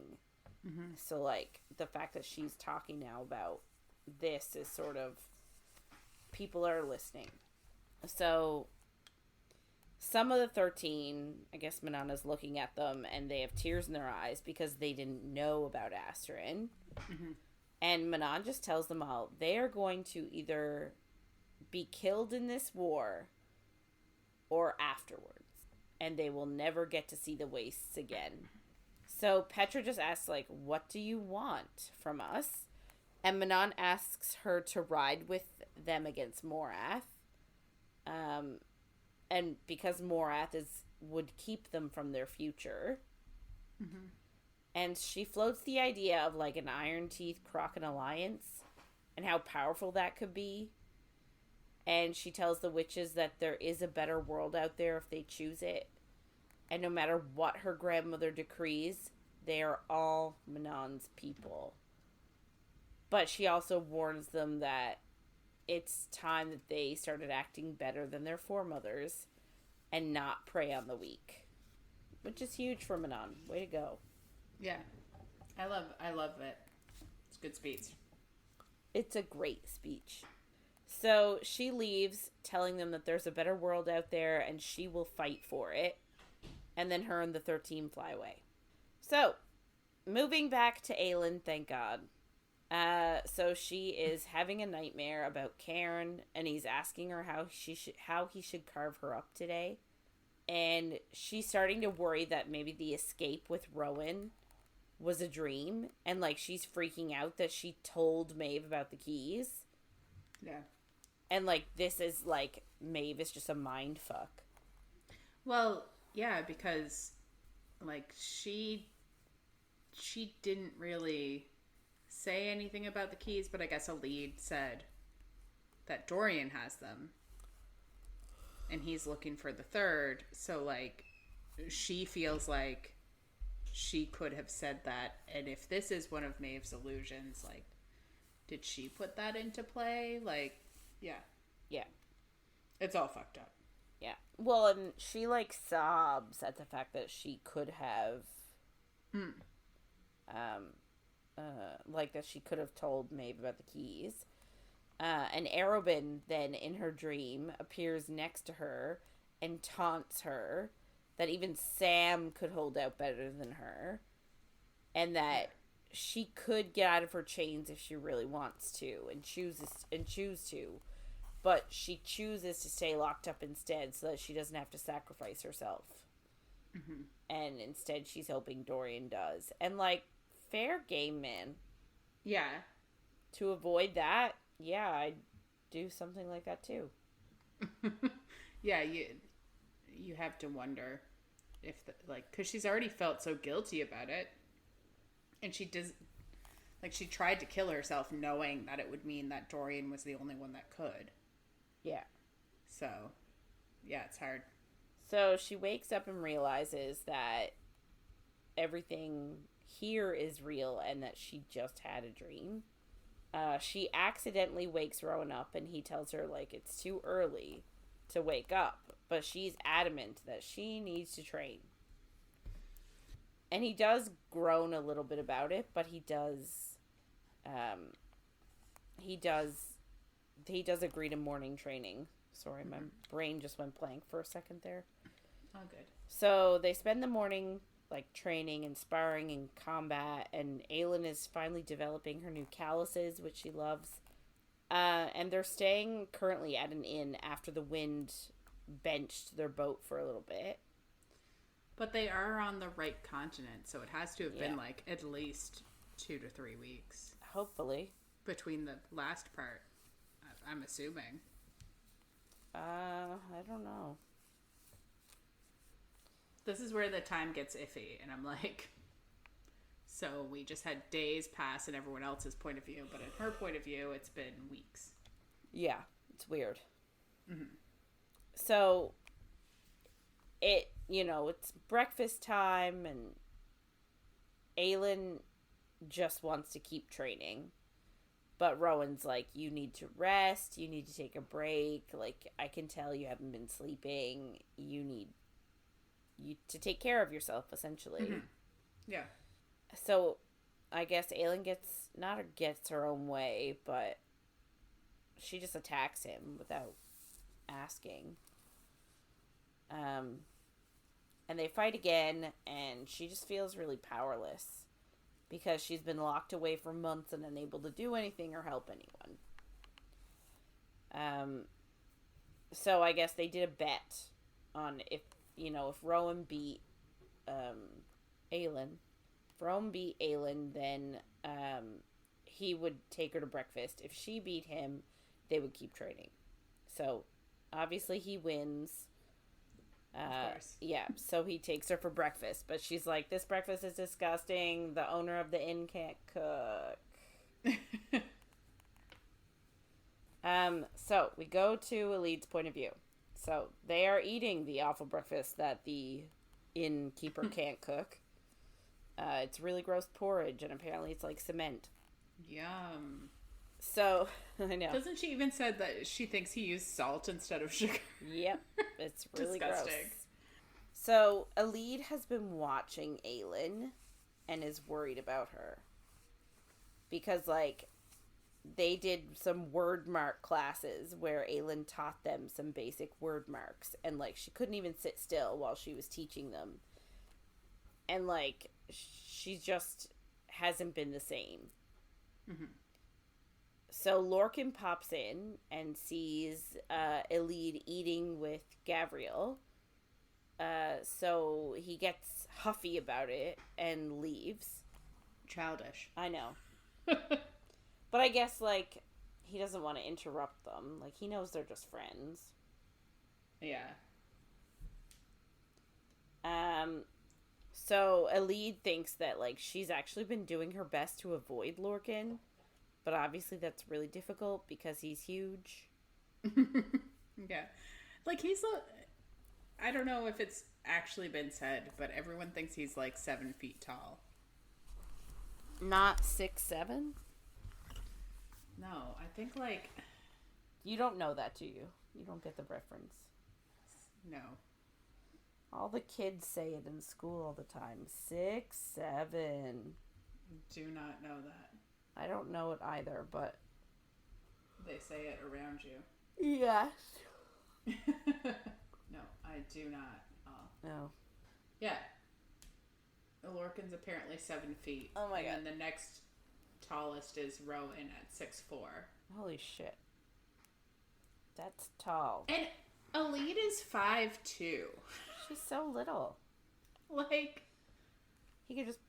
That's almost 2 feet in difference between their height. Sex is going to be very hard. Well, he's going to impale her. Yeah, that wasn't my thought. That wasn't my issue. No, I know. But, yeah, their size difference is... That's like if you see the actual fan art of Violet and Xaden and their, like, actual height differences. And this height difference is even more, because, like, I wouldn't be surprised if Violet is 5'2", but Xaden can't be 7 feet. No, God, he's not no. Fae. Anyway, so, like, Aelin has been doing her best to avoid Lorcan. Obviously, he's gigantic, so it's really hard to ignore him when he is so huge. But she just thinks it's better if she keep her distance from him. So, like, obviously this is indicating that she's softening slightly. So we go to Aelin's point of view, and Rowan thinks that she's been pushing herself too hard, and she has. Because they have the breakfast, they leave, and she immediately starts puking her guts up. Yeah, not good. No. Rowan goes to check in with the captain of their ship, leaving her to vomit. Her magic then starts to grumble, but all it takes, she just thinks of Maeve's face, and then her magic is like, okay, sorry. So, like, I sort of took from this whole section when I did my first read through that, like, she's afraid to use her magic.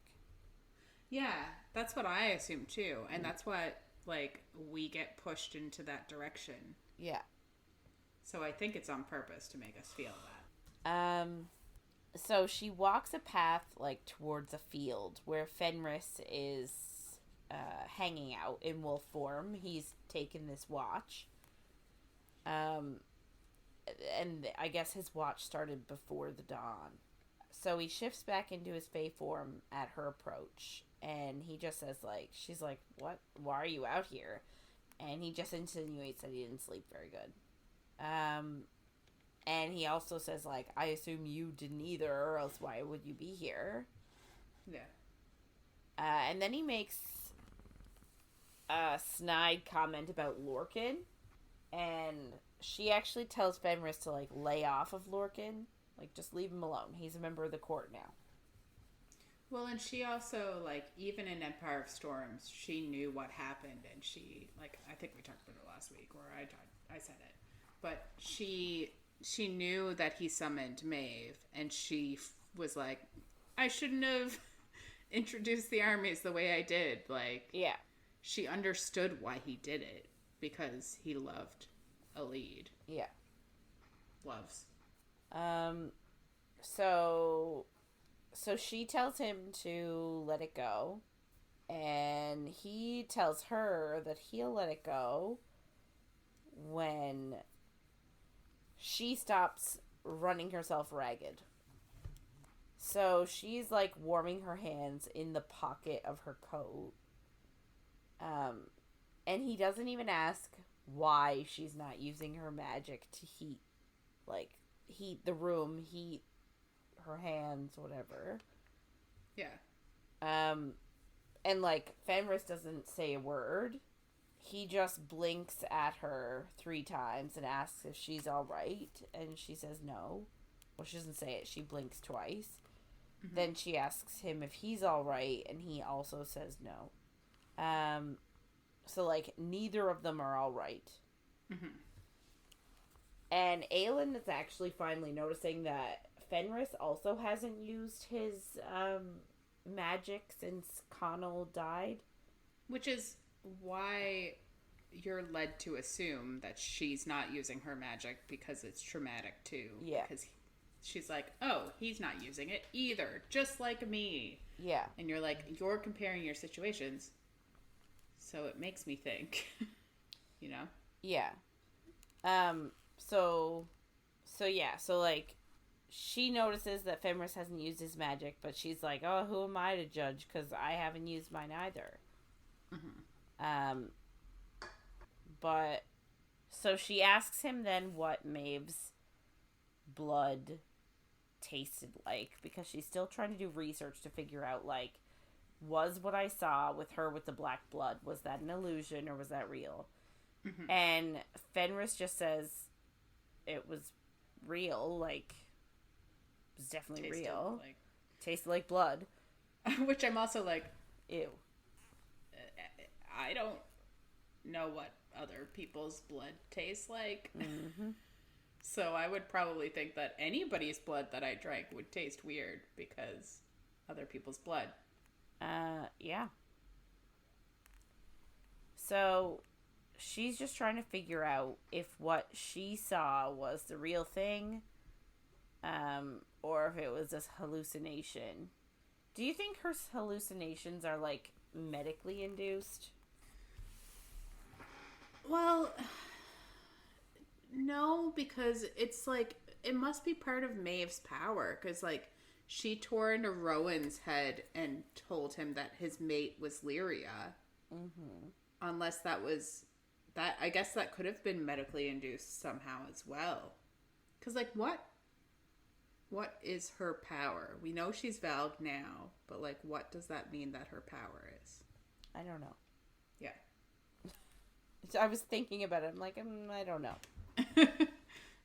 Darkness is her power. Yeah. What the fuck does that mean? Maybe it means that she tears into your brain and changes shit. Yeah. But, like, wouldn't she tear into your brain and change it so that you think she's dead and then just reappear somewhere else? Like, she could do so much. I know. Why is she fighting? Haven't really explored her power fully. No. She could have done this. She could have done an elaborate escape plan, and that would have worked the best. Yes, absolutely would have worked the best. Because then all they could have done was, they could have even been like, hey, look what we got. We got the third key. Where are the other two so that we can combine them? Yeah. And she would be like, oh my god, they're with Dorian. Let's go. Yeah. Oh my god. Solve Maeve's problem. We're turning into Maeve fangirls. Not actually. No. That's a joke. Yeah. But we could have done it better than Maeve. let's not go that far. Anyway, so Fenris then asks if Aelin is going to kill Maeve. Is that your plan? Yeah. And she's like, I mean, you can also kill her. You're entitled. Like, she did bad shit to you.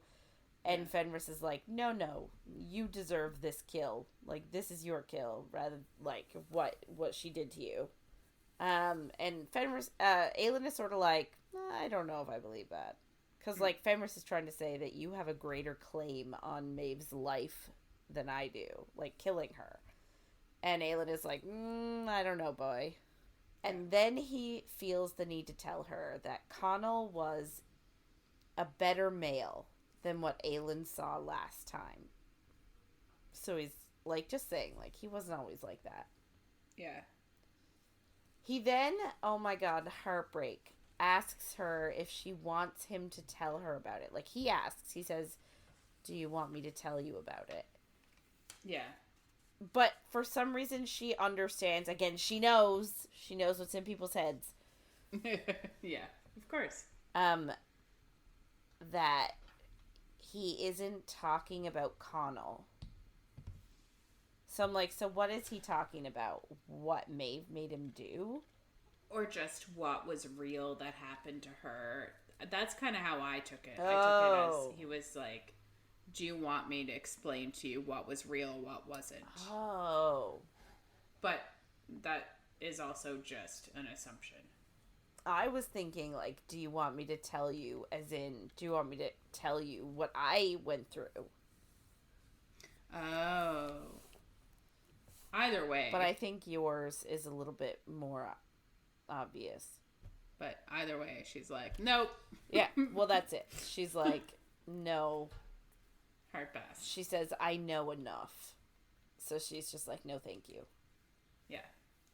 And he could have been talking, I guess, about how him and Connell got in there, or how Connell's a better person. Yeah. It could really be anything. It's just what, like, you take from it. Yeah. So then, all of a sudden, Rowan dives from the sky as a hawk and lands as a fae, very, very gracefully. And he points to the skies, showing Aelin and Fenris what is flying up there. Except we don't know what's flying up there right now. Only that Rowan has a sense of urgency. Yeah, it's a bit rude. Yeah. Anyway, so we go to Yrene's point of view, and the battle has been raging for 5 days, and they only get a reprieve in the late hours of the night when Morath stops fighting them, and she barely sees Chaol. She ended up, like, seeing him once and healing a cut on his head, and then the next time she saw him, he had a cane and was covered in black blood. Amazing. And there are, like, of course, yeah. And she thinks there's, like, too many Valg for her to actually heal the hosts. But, like you said earlier, they have, like, a hospital space, and she's healing the injured. The Rook have disabled many of Morath's catapults, but they're still throwing shit and rocks at the keep. Which, it's just Helm's Deep. Yes. And I know I keep saying it, and you keep saying it, but it is. It's all I see. Everything about this is very Helm's Deep. Yeah. Yeah. So, like, they have all of the humans in this healers area, and then all of the injured Rook are in their own courtyard being healed, and they don't have enough healers or supplies, and, like, the children of Annielle are actually helping to clear water, and she's kind of, like, feels bad for them because they're seeing atrocities in their children, but she's also like, they need them. And she knows that Chaol's likely either on horseback with a brace or has his cane because she's working herself so hard lately. Orisha tells her that a rider is on the way with a slit throat, and Yrene asks if there was poison on the talons because a lot of, I guess, the Ilkin have poison. Yikes. And, yeah. Which makes it hard to heal them, I assume. And Orisha's like, just starts asking her if she's slept enough. Because she needs to be careful. Ugh. And Yrene's like, telling her that she knows her limits. And Orisha says that many wouldn't risk it at all. And she's like, what do you mean? And everybody knows. She's told nobody, everybody knows. Except for Chaol, because he's a dumb. He's a dumb. That's what I said. He is a dumb. Orisha said that she sensed it. And Yrene says she hasn't told Chaol. And she knows she should, but she doesn't want to distract or worry him. Because if he dies in battle right now, if he dies, he's going to kill his wife and his unborn child. Because of their, like, the bond they have together, basically. So, like, stay out of danger, dude. Yeah. Well, you'd think. And he knows now, and he's not. But she thinks, like, she was originally so happy when she found out that she was pregnant. Terrible idea. And I know, I'm like, I just don't understand. That's not true. I do understand how you can accidentally get pregnant. I 100% get it. But I don't understand. In this book, it doesn't seem like she's been doing anything to try to prevent a pregnancy. Yes. And she's a healer. And I know we already talked about it, but, like, I think it's important to not be pregnant while being in the absolute middle of a war. What? Right? Especially when your life is tied to your husband, who is fighting in the other middle of the war. You're both important in this war. You're both fighting, and you both could very easily die. Yeah, so you would think that you would want to prevent any sort of pregnancy so that you don't have to, that's just something you don't have to worry about. Yeah. I just don't really understand why they didn't. And, like, sort of reminds me of Akatar. Well, really, I guess Akamath. When, like, they're talking about, like, Feyre taking the tonic, and he's like, yeah, I would really love it if one day you had my children, but, like, the idea of you being pregnant when we have this threat of Hybern is sort of not great for me, so, like, maybe we don't do it right now when Hybern is lingering. So, like, maybe they should have been, maybe with Erewhon and the Valg, maybe getting pregnant is not a great idea. Maybe we should be taking a tonic. And, like, come on. If she's a healer, a magical healer, there ain't no way that tonic is not going to be effective. Yeah, which is what I don't understand. And, it also brings back even the Empire of Storms, that chapter where we thought that Aelin might be pregnant. And we were like, oh, shit. Yeah. Like, yeah, it's just a choice. It's a choice by SJM, but it also seems like it was a choice by Chaol and Yrene. Yeah. If it wasn't a choice, you'd think that, because she literally says when she found out she was pregnant, she was so happy. And I'm like, if she had been trying to prevent the pregnancy because she knew she was going into war, she wouldn't tell us this right now. Yeah. So that's why I think that they weren't trying to prevent it. But anyway, if they were, then I feel bad for them that it happened. But she's happy, so. Yeah. Anyway, then she thinks that she's going to do everything in her power so that her baby is born into a free, like a world free of war. Which is like, that's sweet, but also a little short-sighted. You might not live through the fucking night. Like, where's Chaol? He's literally fighting toe-to-toe with evil people. He's covered in black blood. Their like toes are touching. God. Maybe they'll kiss. I can't. These are the days of our lives. They are the days of our lives, and I cannot say that anymore.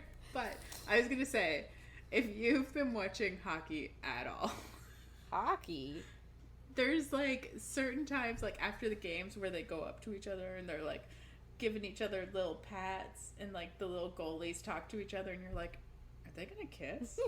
And there's like even times, like we were watching one, it was a few weeks ago now, and like two guys were fighting each other, and then guys on different teams just like put their arms around each other because they used to be teammates, and I was like, Jeff, they're in love. Which is just so like, I know like, how much that probably pisses off any men that may possibly listen to us, if any men do that like hockey, but I just find it so cute. Yeah. And it's also a big thing on Instagram and TikTok now for like women to go watch hockey games and talk about like, look at the boys in their aquarium. Anyway, we're not talking about hockey. Can I just say that, like, this entire conversation, all I can think of is Pucking Around, that book. Yeah. And I feel like this is where your conversation, like, your psyche, your subconscious is still in Pucking Around. Well, and there's a lot of, like, popular hockey romances, and we've talked about them before because, like, I've read bad ones where people don't understand hockey. But I can also understand, if you watch a few hockey games, how you can be like, oh yeah, they'd all fuck each other. Yeah. I get it. Yeah. Anyway, we go over to Chaol's point of view. I say ugh. Yes, we all say ugh. So he's on his horse, braced in because he can't walk. And the Rooks are tiring, and so is, like, everybody. And he's, I guess, most of the soldiers that are with him are Annielle soldiers, because the others haven't quite arrived yet, I'm pretty sure. But he tells them to ready for impact from, like, a tower is coming forward. And, like, we also get that yesterday or the day before they put grappling hooks in the wall, and then they put up ladders and he cut them down, and I'm like, that happens in Helm's Deep. We're just constantly we're just talking about Helm's Deep. Yeah, well, I've seen it. I'm a Lord of the Rings fangirl. I've seen, like, if I'm trying to visualize this, that's the one I've seen. I know. It's, and I'm not mad at it. I'm not mad that they're, like, invoking that feeling and view. But yeah. So there's a siege tower coming towards them now, and he thinks, like, it's going to be harder to deal with. And he knows that his father is just, like, watching from above and signaling the Rooks to come back to help and deal with the towers. But the Rooks are actually out trying to take out the commanders on the, like, far line. So they're like, if they go to the back and they take out the commanders, then maybe the army will get into chaos. So that's what the Rooks are doing. And it was actually Nesrin's idea, which is... Of course it was. Nice, because she's so smart. Wyverns are pulling the towers closer, and they're filling, like, the catapults are being filled, so it's like... It's a scary moment, I guess. And he thinks he hasn't seen Yrene much to let her know that he knows that she's pregnant, but they've just had a deep kiss that meant so much. And Chaol yells to all the soldiers that, like, the people they're fighting were once men and they can die like them. And then a siege tower lands and opens, and he thinks that his wife and his unborn child are inside the keep, and he won't fail them. And then we go to Nesrin's point of view. And she can see the siege tower landed, and that soldiers are, like, getting up, and Chaol is fighting. And they've taken out 2 commanders, and 3 are left. And they aren't princes, but they are Valg.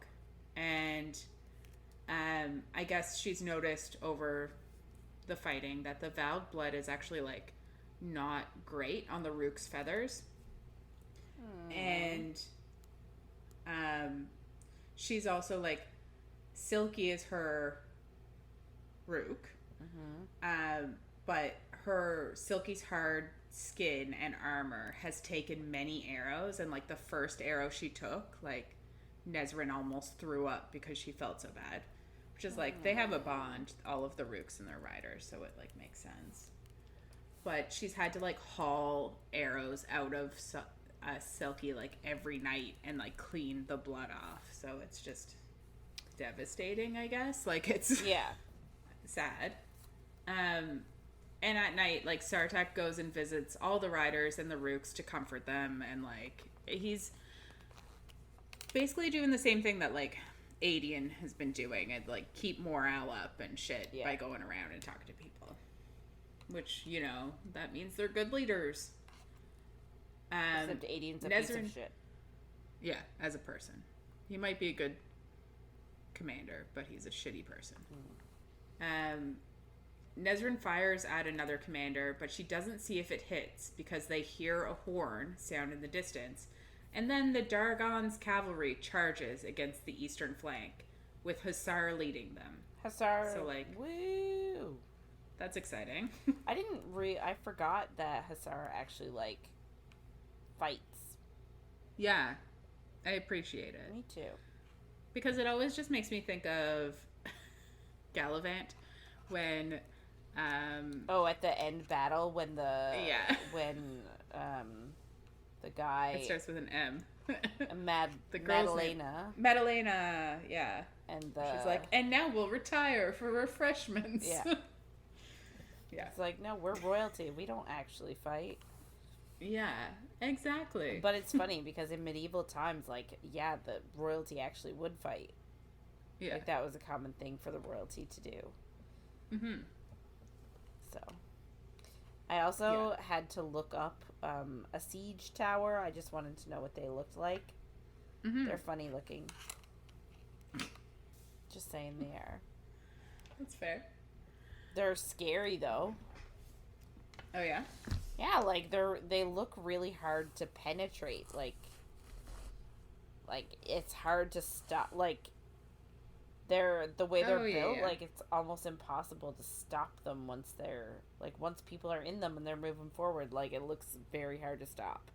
Yeah, that's kind of what I had in mind. Especially like a little later in the book, we get a scene with a siege tower, which is my favorite scene with the siege tower. And yeah. So we go to Chaol's point of view now, and Morath's lines, they don't break, but they push them back. And when it's dark enough that Morath stops fighting, the Coggin pulls back to, like, have a war council. And Nesrin brings Chaol and Yrene down to chat. And then they're interrupted by the person that Chaol least expects. Ugh. We're like, who could that be? But now we go to Aedion's point of view. And I'm like, are you fucking kidding me? Because I know who it is, and I want to read about this. But I can't. Gotta go to Aedion's point of view. And hear him be a dick some more. Yeah, and like, based on like timelines that we already know, this is in the future. This is like after the battle. I'm pretty sure.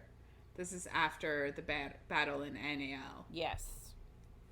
But anyway, doesn't matter. So we go to Aedion's point of view, and they make it to Paranth. And the Whitethorns keep Morath behind with their shields, so the army is able to rest for like a day.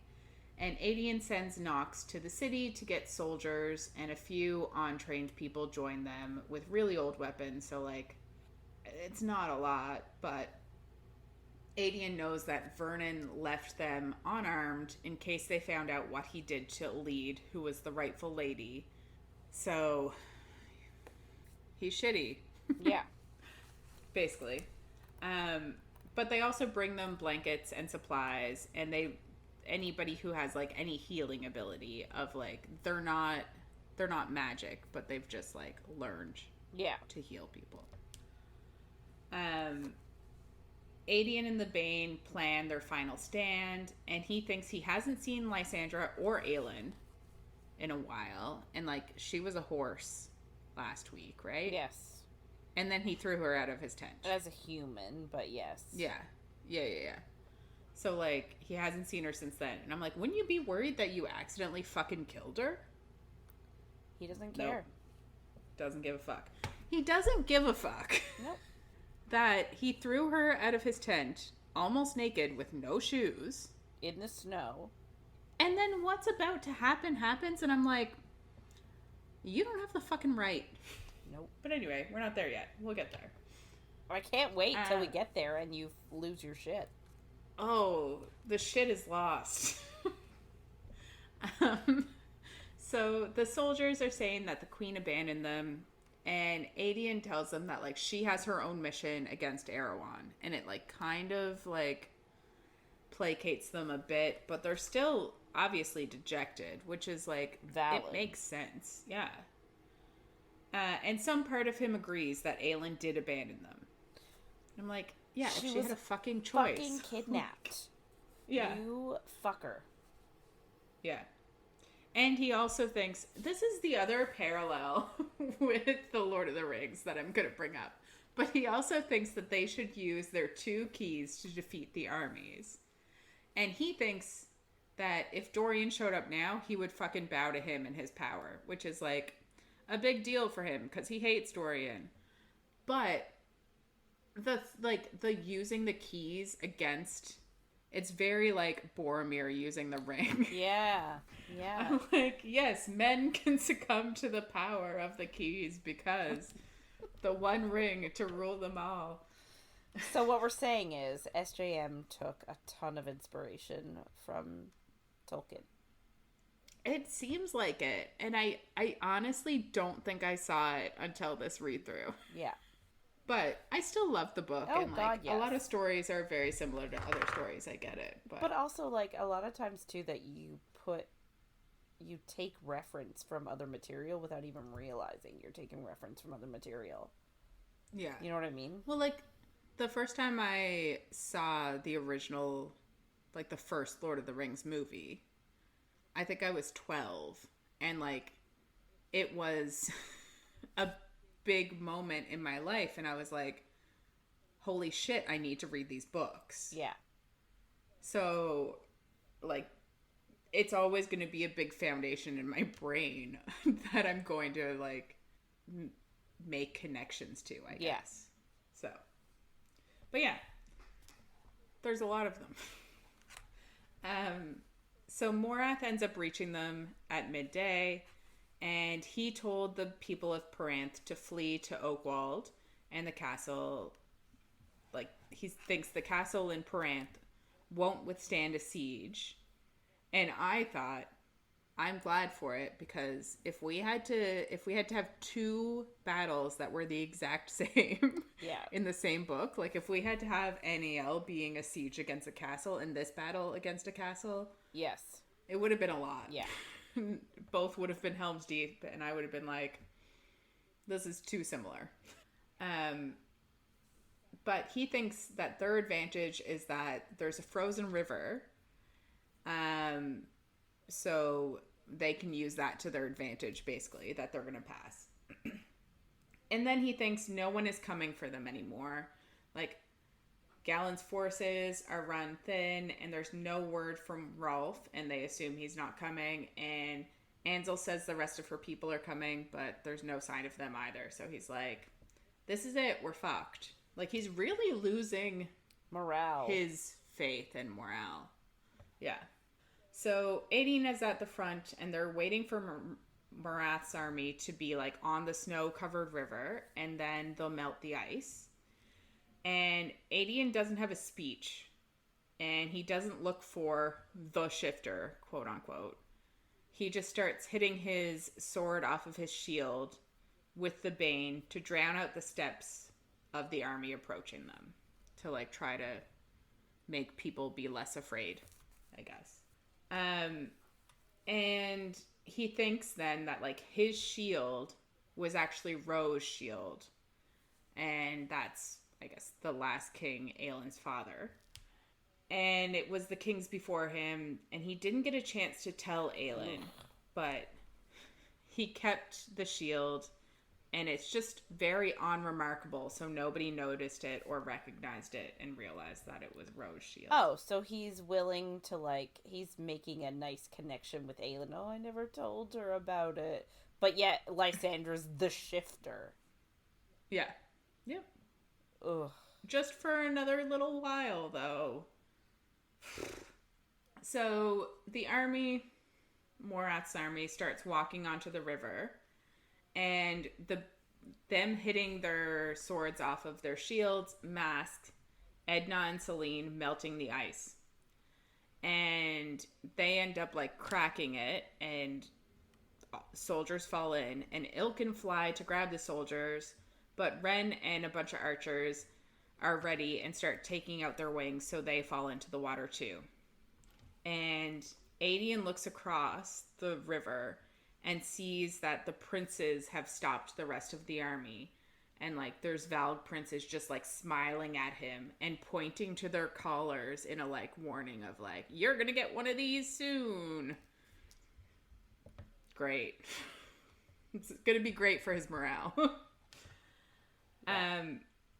And then because it's so cold, the ice just seals over, and the army starts coming again, and they just ignore the people pounding the ice below them that are drowning, which is just awful. And, like, I get it, they're evil, but it's like, that could have been you. This is not great. And he thinks about 2,000 soldiers went into the river, but it's not enough. And I forget, this is like, there's 50,000 of them, I think, here. Yeah. So there's still 48,000. Well, but I think it started as 50,000, didn't it? Like, yeah, like way at the beginning. Oh, okay, yeah. So they must have put a dent into it somehow. But the 2,000 is only 4% of the original 50,000. It's not that many. No. So it's not. It's like, yeah, it's a lot, but it's also, they're still fucked. So then Morath reaches their side of the shore and charges them. We go to Lysandra's point of view. And the Ilkin know that a shapeshifter is fighting as a wyvern among them. And they lure her into a trap and hit her with their poison barbs. But she's able to, like, bring them back into Ren's archer's range. And he shoots their wings and she takes off their head. And as they're falling, she shifts. And she lands as a ghost leopard and fights. And she can hear Aedion yelling to hold the right flank. And then yelling to hold the left. And the bane is, like, spread through the entire front line. But it's not enough. And she knows they won't make it. And, like, the men start to notice it, too. That, like, once they're done fighting the people in front of them, there are thousands waiting behind them. So men start to flee. And Morath punches a hole right through the center of their front line. And everything becomes chaos. And, like, everyone's trying to rally the men, but they're terrified. Yeah. Which, you know, rightfully is not surprising. So. Yeah. And Lysandra keeps fighting, but she knows it's over. And she thinks that Aedion called her useless. And she knows what she needs to do. And you're like, if he didn't call her useless, maybe she wouldn't think she needs to fucking kill herself now. Yeah, he's like, oh, I'm so angry. Yeah. So we go to Aedion's point of view. And he thought that they would all die fighting, not one by one as they run away.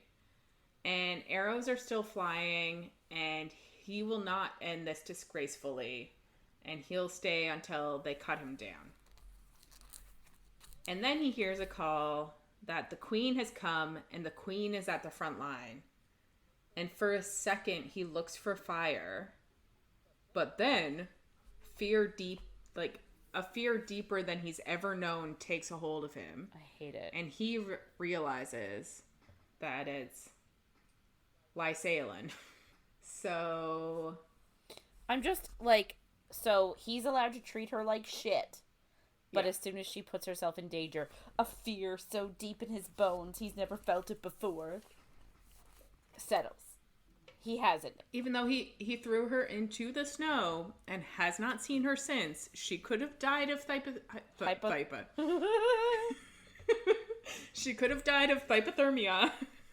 She could have died of hypothermia in the snow because he threw her out and was like, I don't care if she has somewhere to sleep or something to eat. She's the problem. And now, after not looking for her before this battle that he knew they were going to die. He didn't have hope. And he was like, I don't care where the shifter is. It's very infuriating. This is his turning moment, and we're going to allow it. No, we're not. We do not allow it. We do not allow it. We do not. We do not. I refuse. It's not okay. No. It's not okay to realize that somebody, like, you see somebody is hurt or in danger or dying and be like, oh, they mean more to me than I realized. That's not okay. No. I think what you just said is okay. But treating them like they're garbage is not okay. Yes. I mean, like, going from hating somebody to being like... But again, I think it depends on what you're doing with your hate. If you're just hating them from afar and you're not telling them that you hate them, and then all of a sudden they're attacked and you're like, actually, I love them. Well, that's just a enemies to lovers romance. Yeah, but like... Yeah. You can't you make a good point. Treat them like shit and then be like, oh, actually. Yeah. You can't be like, oh, the consequences of my actions of telling her she's useless. And she literally thinks that in the moment before she goes to sacrifice herself. She thinks, Aedion called me useless. I'm going to go be useless, I guess, and die. I'm going to go try and prove him wrong. Yeah. That's not okay. No. And he's like, but it's just the fact that he didn't care if she was alive or dead before this minute. Yeah. Because, she might steal some of his glory? Like, I don't understand. Like, why didn't he worry about where she was before now? If he's supposed to love her, he's supposed to feel all these things. Like, shouldn't he have worried where she was before the fight started, that he was so sure they were all going to die? Why does he care now? What's the difference? Because she's stealing the glory. Legit. Yeah. That's it. She's stealing his glory. That is the only difference, is she is the one able to rally the men to come back to the front line. Yeah. But he's not acting like that's... I don't know. I don't like it. So he turns to see the queen, quote unquote, in borrowed armor with just a sword and shield, ready to take on two Ilkin who approach. And he runs for her. And the soldiers that were running away start to slow down, and some reform the lines, and he knows that's why she did this. And he can't get to her in time, and he knows that. And, like, an Ilkin swipes her thigh with poison talons, and she falls, and he, like, is running towards her this whole time. I just want to vomit. He thinks, I know, and he thinks he takes it all back. He didn't mean any of it. Ugh. It doesn't fucking matter if you didn't mean it. You shouldn't have said it. You can't just say stuff. Yeah, you can't just say stuff because you want to. He needs therapy. He does. He needs therapy. And he sees one of the Ilkin laugh, and Aedion yells, please. And he thinks he takes it all back. All those words and calling her useless, and then he thinks he threw her into the snow naked, and he takes it back. And you can't take that back. You fucking did it. You did that. Yeah. You can't just take that back. Yeah, you are... Can't just put her in front of a fire.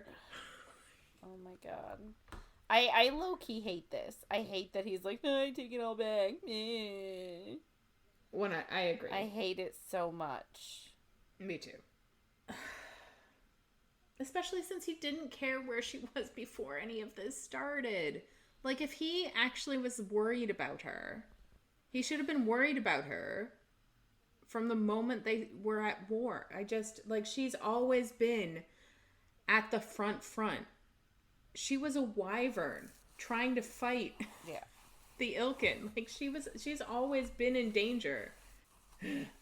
So Lysandra rises and he hears the soldiers yell, "The queen has come." The queen fights alone, and he knows that she's ready to die, and he thinks like she was ready to die from the beginning, and he knows if she shifts right now, she could actually kill the Ilkin, but she's staying as Aelin because Terrassen is her home and Aelin is her queen.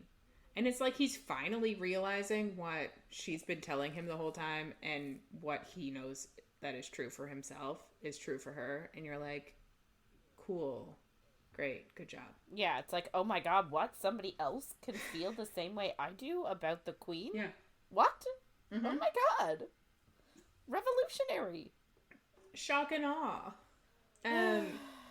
One of the Ilkin smells her blood and laughs, and he's like, they know, and they strike, and she strikes back, and one of the Ilkin falls, and Aedion throws his sword to the other Ilkin that's attacking her, and it goes through his skull, but that Ilkin like ends up hitting Lysandra, and Aedion chops off his head because he gets there just in time, and Morath is charging towards them, but Terrassen's army is attacking back. So, like, she did what she went to do.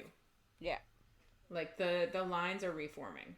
So, Aedion pulls Lysandra Aelin back behind the lines, and he needs a healer to get the poison out of her. But then he looks at her leg, and there's no green. And he thinks that, like, the Ilkin must have, like, used all their poison on other people before they got to her, so he's happy about that. But he still looks for a healer. And then he sees witches on the horizon. And they're not in the sky, which is odd, but they're pulling a witch tower behind them. And witches are, like, I guess, around it, walking around it, inside of it. The wyvern are pulling it. And he thinks, like, they just need to aim them. And then they're all going to be fucked, basically. And he starts yelling at the men to fall back. And he, like, puts Lysandra on his on his shoulder. And he starts to run. And he's telling everybody to run. And he, while running away, can look back and see that the witches on the top part of the tower, like, move away from each other. And a lone figure in a black robe starts to glow. And he thinks that it's the Yielding, which we've heard about before, but it's, like, the one time that a witch ever gets power is they can, like, sacrifice themselves to, like, have an explosion. Yeah. So this witch is doing that, and she jumps into, like, I guess the middle of the tower, and then the world shudders, and Aedion throws himself over Lysandra, and then he looks over, and the left flank and 4,000 soldiers are just dead. Like, yikes. These towers are not great. Yeah, they're deadly. Yeah, this is a very bad time. So we go to Chaol's point of view now, and Morath have stopped using the drums in the, like, small part of the night that they stopped fighting, because I guess the Coggin has fought them back enough that they're like, they need rest too. And Chaol has to use his cane, and he and Yrene go to Princess Hussar's war tent, and they notice that, like, her Sulde is outside, and the Coggin also gave Sartak, his heir, the ebony spear is what they call it. So, like, I guess they have a white one for peace. The Coggin has a white one and for peace and a black one for war. But they actually, like, let him take it outside of the Cogginate, what I'm going to call it, and bring it here. So they go inside, and Yrene says that he needs to sit down, and Nesryn pulls out a chair for him, and Hussar comments that it's no gold couch. And I think we got it at the end of Tower of Dawn, but we get it again that, like, they brought the couch with them to, like, put in their new home. The couch that, like, she healed him on, they brought it here so that, like, they can have it in their new home. So they can have sex on it. Yeah. I guess. Yeah. And so Sartak just, like, cuts in and says, like, they outnumber Morath's fleet, but not fleet, but, like, soldiers, army, whatever. But they need to fight the best way so that they save their numbers for the next fight to come. And then he says that if, I guess, Hussar and the armies didn't show up soon, he would have let the dam go. And they're all like, oh my god, that would have been a terrible idea. If the dam let go, it would have taken out half of the tower and then, like, maybe half of the entire land. And he's like, yeah, I was desperate. We're like, okay, cool.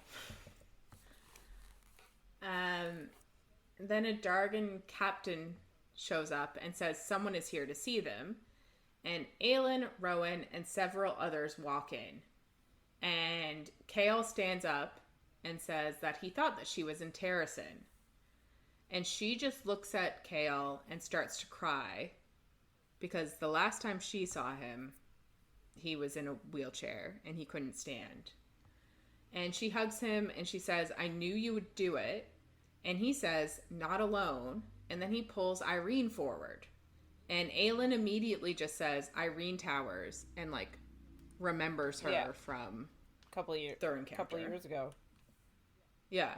And Yrene shows her the note from her locket, and Yrene says, thank you. And she says she took the money and she went to the Torre and became the heir apparent on high. And she taught the other healers self-defense. And then she came back to do what she could. And she tells Aelin she didn't waste it, the money or the time that Aelin gave her. Which is, like, I don't know, such a beautiful thing. Like, she, like... The two women are connecting and, like... Yeah, I love it. Yeah, it's nice that they're, like, sort of reconnecting first, almost, I want to say. Like, yeah, she hugged Chaol and was like, oh my god, you're outstanding. But then as soon as she saw Yrene, she's like, get out of the way, Chaol. Yeah, basically. But I just love that, like, Yrene was kind of worried that, like, she's like, oh, she might not remember me. Yeah. And Aelin's like, oh my god, I know you by name, and holy shit. So yeah.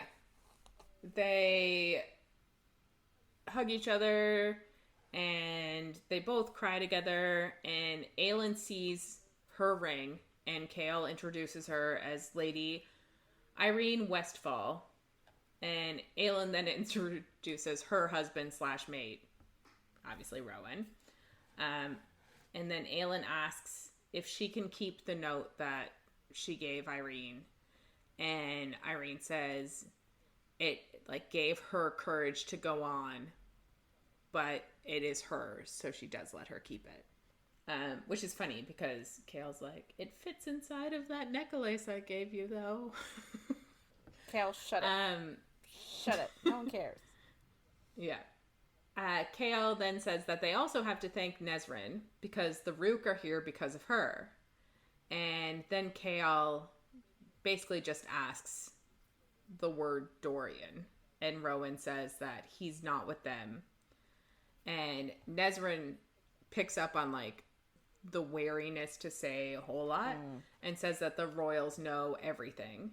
So Aelin says that he's with Manon hunting for something important and they'll talk about it later. Which could be another moment that I'm like, if this was all a ruse that Maeve was giving, you just gave that up. Anyway. Nesrin then introduces Sartak and Hussar, and Aelin bows to them and says that they have her gratitude.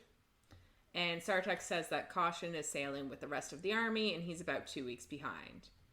And Aelin asks Hussar if she got her letter, and she says, perhaps. And we're still in Chaol's point of view, and he thinks two equally proud and arrogant women about the two of them. And I'm like, has he ever called Dorian either of those things?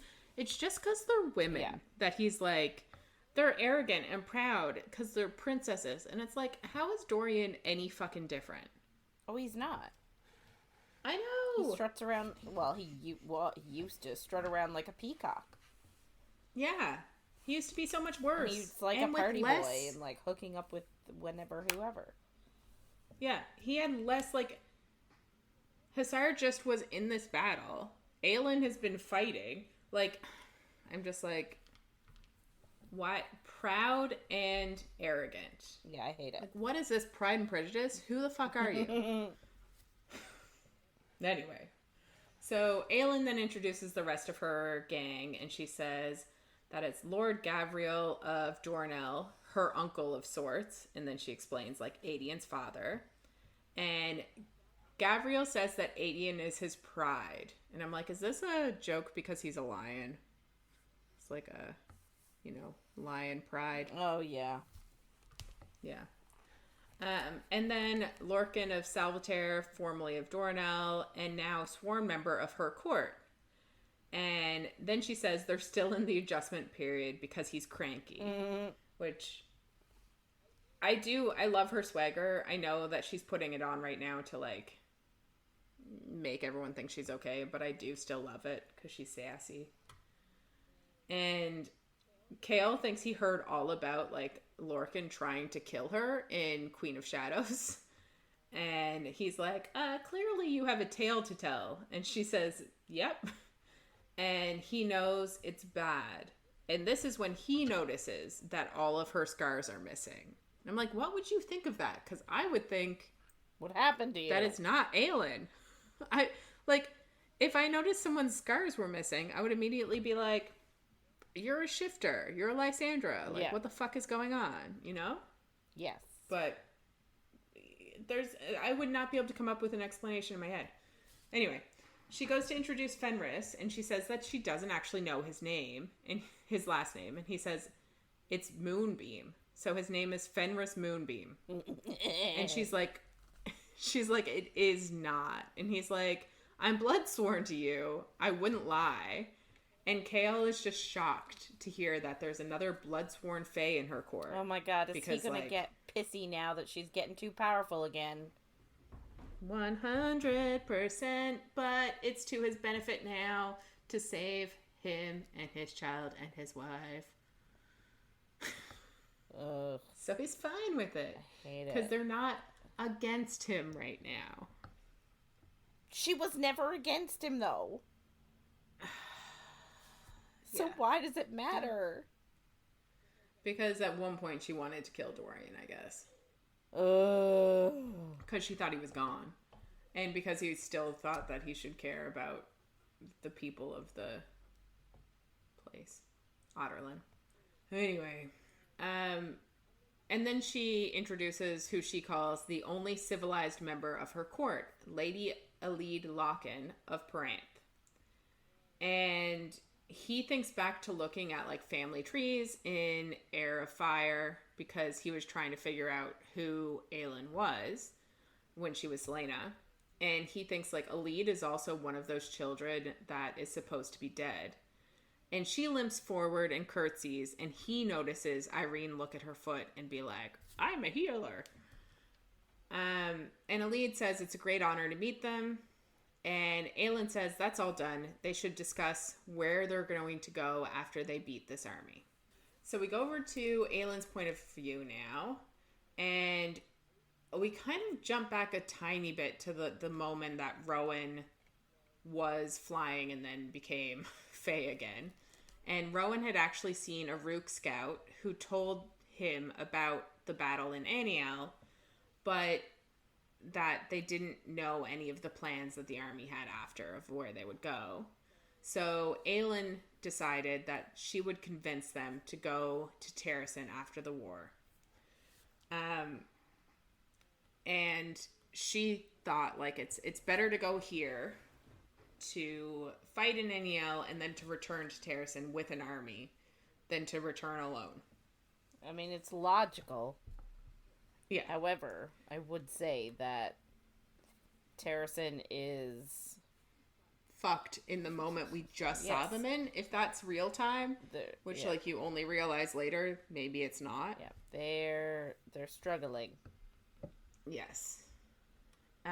She's surprised at how many the Coggin actually sent, and like the legendary Rook riders with them. She's like, there's a lot more than I guess she expected.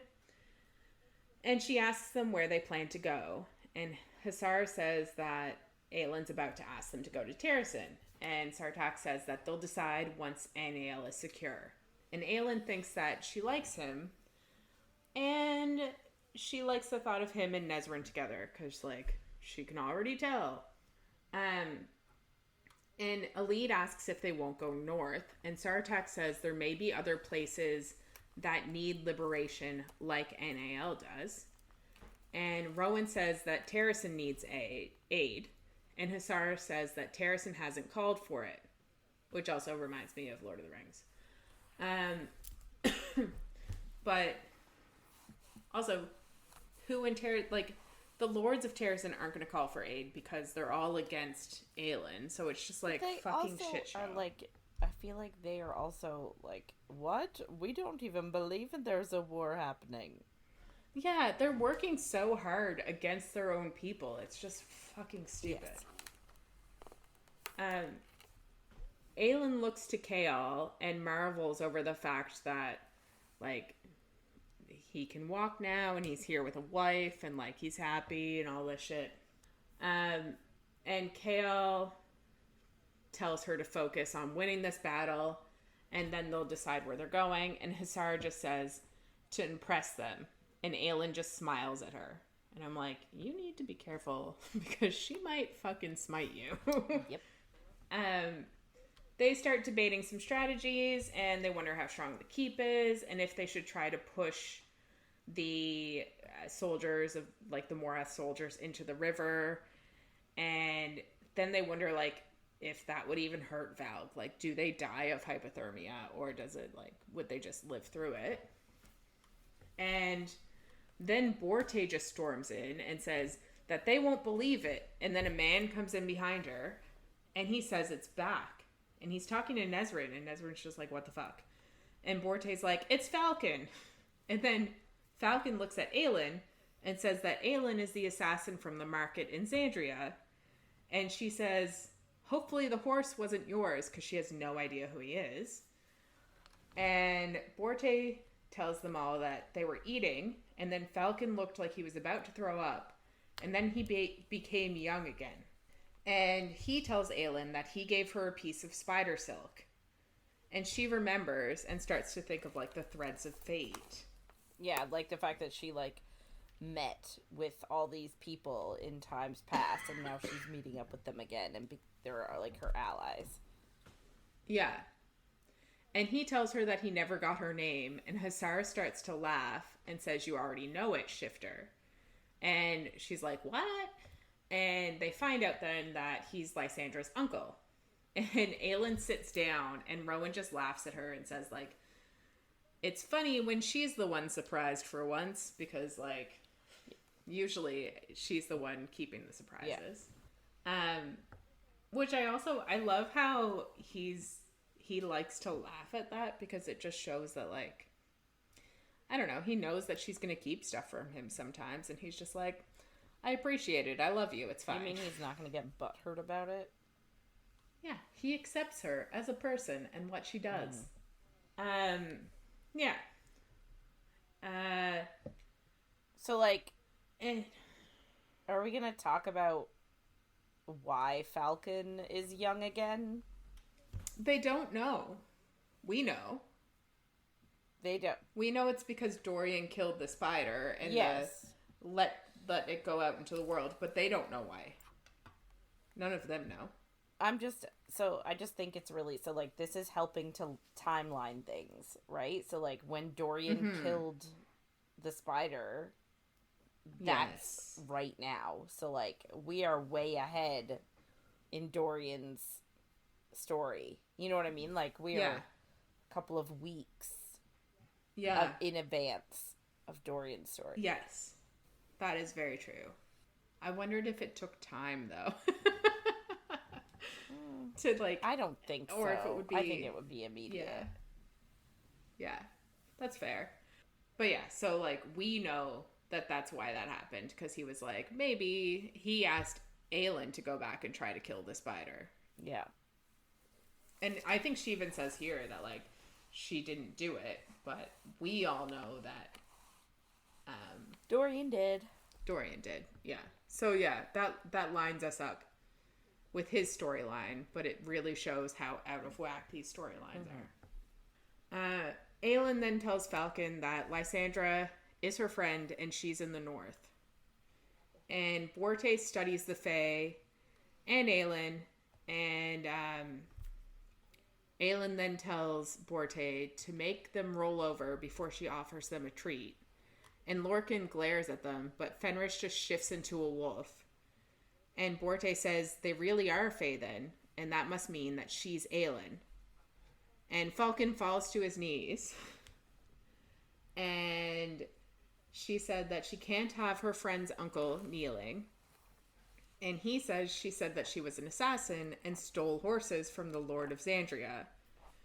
And everybody else is just kind of like, what the fuck is going on? Like, there's a lot and she going says on here. Yeah. She says it's a long story and they're in the middle of a war council. And he's like, oh, so I should basically fuck off. But he doesn't say fuck. But Nesrin says that he's their spy and that he can stay.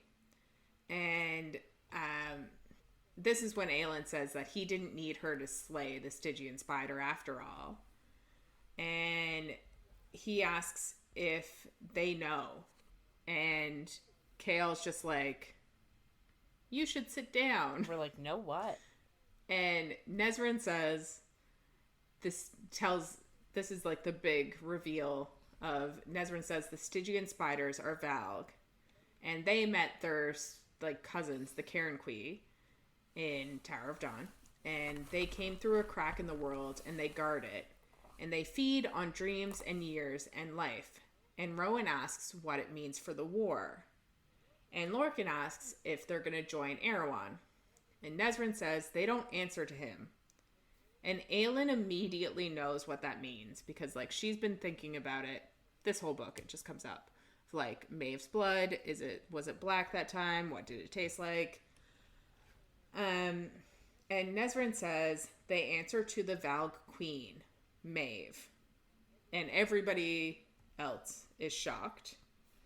And Nesrin tells them the whole history of the Valg, Maeve, and her brother, and the brothers coming for her. Trying to find her and then ending up in this land and not realizing that she was here, which is pretty dumb. Yeah, they are pretty dumb. Right? And the spiders claimed that even Brennan still doesn't know that she's Valg. And Alid says that she fears the healers and she keeps an enslaved owl healer. And that's the other part that they tell them now, is that the healers can heal the Valg parasite and, like, take it out of people. Mm-hmm. Which is basically everything we learned in Tower of Dawn. All told in 1 minute. Yeah. So, like, you needed to read it. Did we even need Tower of Dawn? On the reread, you can skip it if you need to. Rowan's hands are on Aelin's shoulders, and they are like shaking. And Sartek says that this is why she fears fire, because she's Valg. And Aelin tells them that she managed to cut her once, and the blood flowed black, but then turned red. And she asked Fenris about the blood taste, and he said it was normal. And Rowan agrees that, like, it tasted normal. And then Aelin remembers the story that she told her of a queen who walked through worlds. And Alid says that Maeve hates the Valg. She wouldn't ally with them. And, like, she asks about the collar that she went for, and they realize that Maeve thought that she could control the prince in Aelin if she was able to get it in her, because she's Valg. Mm-hmm. Well, she's a Valg queen, so I assume that means she's above a prince. Yeah, I think that we can make that assumption. I'd hope so, because if that fucking... if the hierarchy doesn't go that way, fuck's sake. Nesrin then tells them that, like, the Karen Queen don't know her plans. They're just waiting to serve her. And Aelin tells them all that she's been Maeve's prisoner for 2 months now.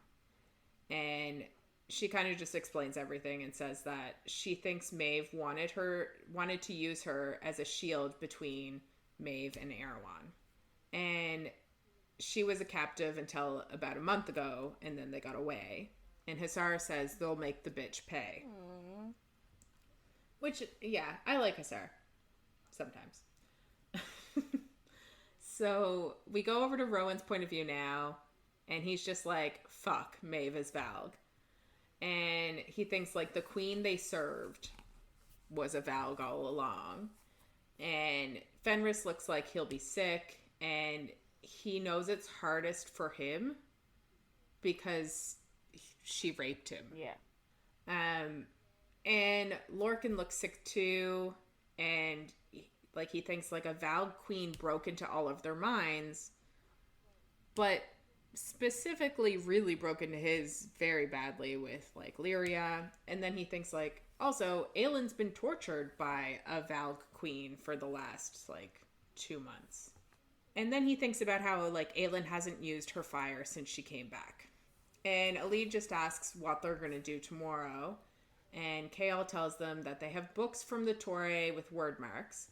And he says if they get through this battle, like, he'll give them to Aelin to look through to see if she can figure some shit out. Yeah, because apparently she is an expert now. Yeah, she really did learn how to read them, which is a, like, running thing we've had through all of these books. But now she's teaching people how to use them. She can read all of them. We're like, okay, when did this happen? I don't know.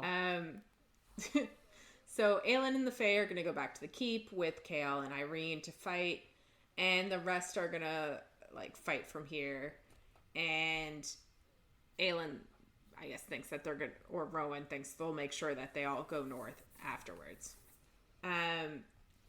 Nesrin says that they'll find Rooks to bring them back, and Aelin walks away, and Rowan follows her, and she breaks the ice on the river to have a drink, and then she says, I can't do this.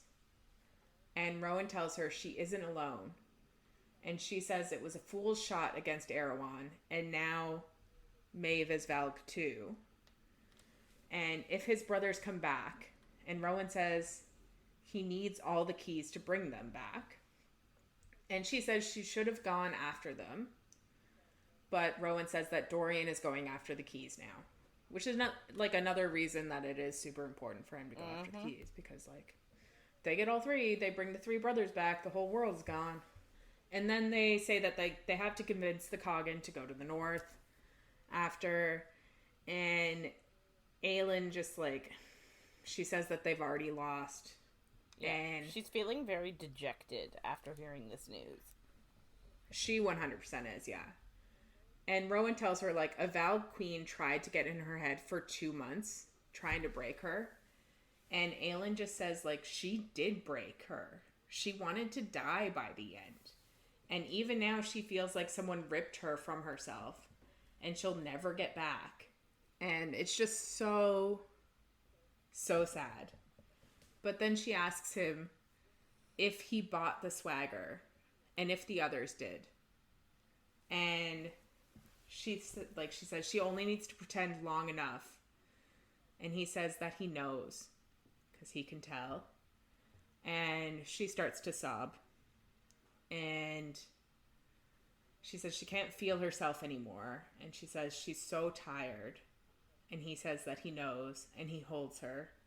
She says she doesn't know what to do. And he says, you fight until they can't, like, they're going to fight until they can't anymore. He says, Fireheart. And she says, we fight. And it's just sad. So then we go over to Aelin's point of view, and she goes to see Fenris. And she says, whenever you need to talk about it, I'm here for you. And she sees 2 healers go by, and she tenses because of her PTSD. And Fenris tells her that the healers were always horrified, and they didn't have a choice. And he says no one would have left her in the states that she was in. And they used to defy Maeve in their own way, and they would claim that they couldn't wake her to buy her time. And it was never the same healers, so likely, as soon as they healed her once, Maeve just had them killed, which is absolutely wild to just, like, make kill them, that they many were healers. disposable, yeah. Yeah. So then we go to Rowan's point of view, and Gavriel goes to Rowan and says this isn't what they needed to hear, but they knew she wasn't what a queen ought to be, what Aelin is. And either she was a Valg or, like, basically a shitty queen, shitty person, and it doesn't really matter. And Rowan says it matters because a Valg tried to enslave Aelin. And Gavriel says, like, now they at least know what she's afraid of and why, like, she was afraid of Aelin so much in the fire. And they aren't defenseless. And Rowan asks if Gavriel will be able to live with killing their people. And then Gavriel asks why Aelin didn't offer him the blood oath. And Rowan tells him that she wants to offer it to Aedion first, which I think is fair. Considering he doesn't even want to talk to his dad. Yeah. And, like, he was the one that thought that, like, it was just going to be him. And Gavriel says in case he doesn't want her to offer it to him. And he does say, like, if she did offer it, he would take it. But I also feel like she doesn't need to offer it to him because he's going to fight for his son. Yeah. And she knows that. She's not worried about his allegiance. Yeah. And she's not... But I also feel like we can't think that that's the only reason to offer the blood oath either, right? Like, it's not about swearing... Well, like, I guess it is about swearing your allegiance, but, like, I guess in their case, she doesn't need... I don't know. I feel like she doesn't... Yes, we've said she's given it out a million times, but she's only given it to people that, like, she's needed to give to them. I do believe that, too. It just does feel like she's throwing them out left and right. But they were all necessary. Yeah. Like, Fenris would have died. Lorcan we're still unsure. Even though, after being his head, we're sure. But I get why she's not. But yeah. Gavriel then asks, like, if they would have heard if Terrassen fell, and if Aedion did. Because he's obviously super worried about him. And Rowan's just thinking of, like, how he can only imagine from his dreams of having children what that fear feels like. And Rowan says that Gavriel might be fighting next to Aedion soon if they can get the army to go north. And Gavriel says if Aedion allows it, he will be. And Rowan thinks he'll force Aedion to allow it. And they, like, get ready to go back to the castle. Wonderful. Yeah. We're stopping at a very, like, sort of low-key part. Yeah, it's not, like, a cliffhanger or anything. It's very, like... It's very... People are back together. It won't be so hard to do our wrap-up next week. We only have... Because there's so many of them together. We only have 3 different plots Yeah. to think about instead of the 4 or 5. 1,000. Yeah. Yeah. Exactly. It'll be fine.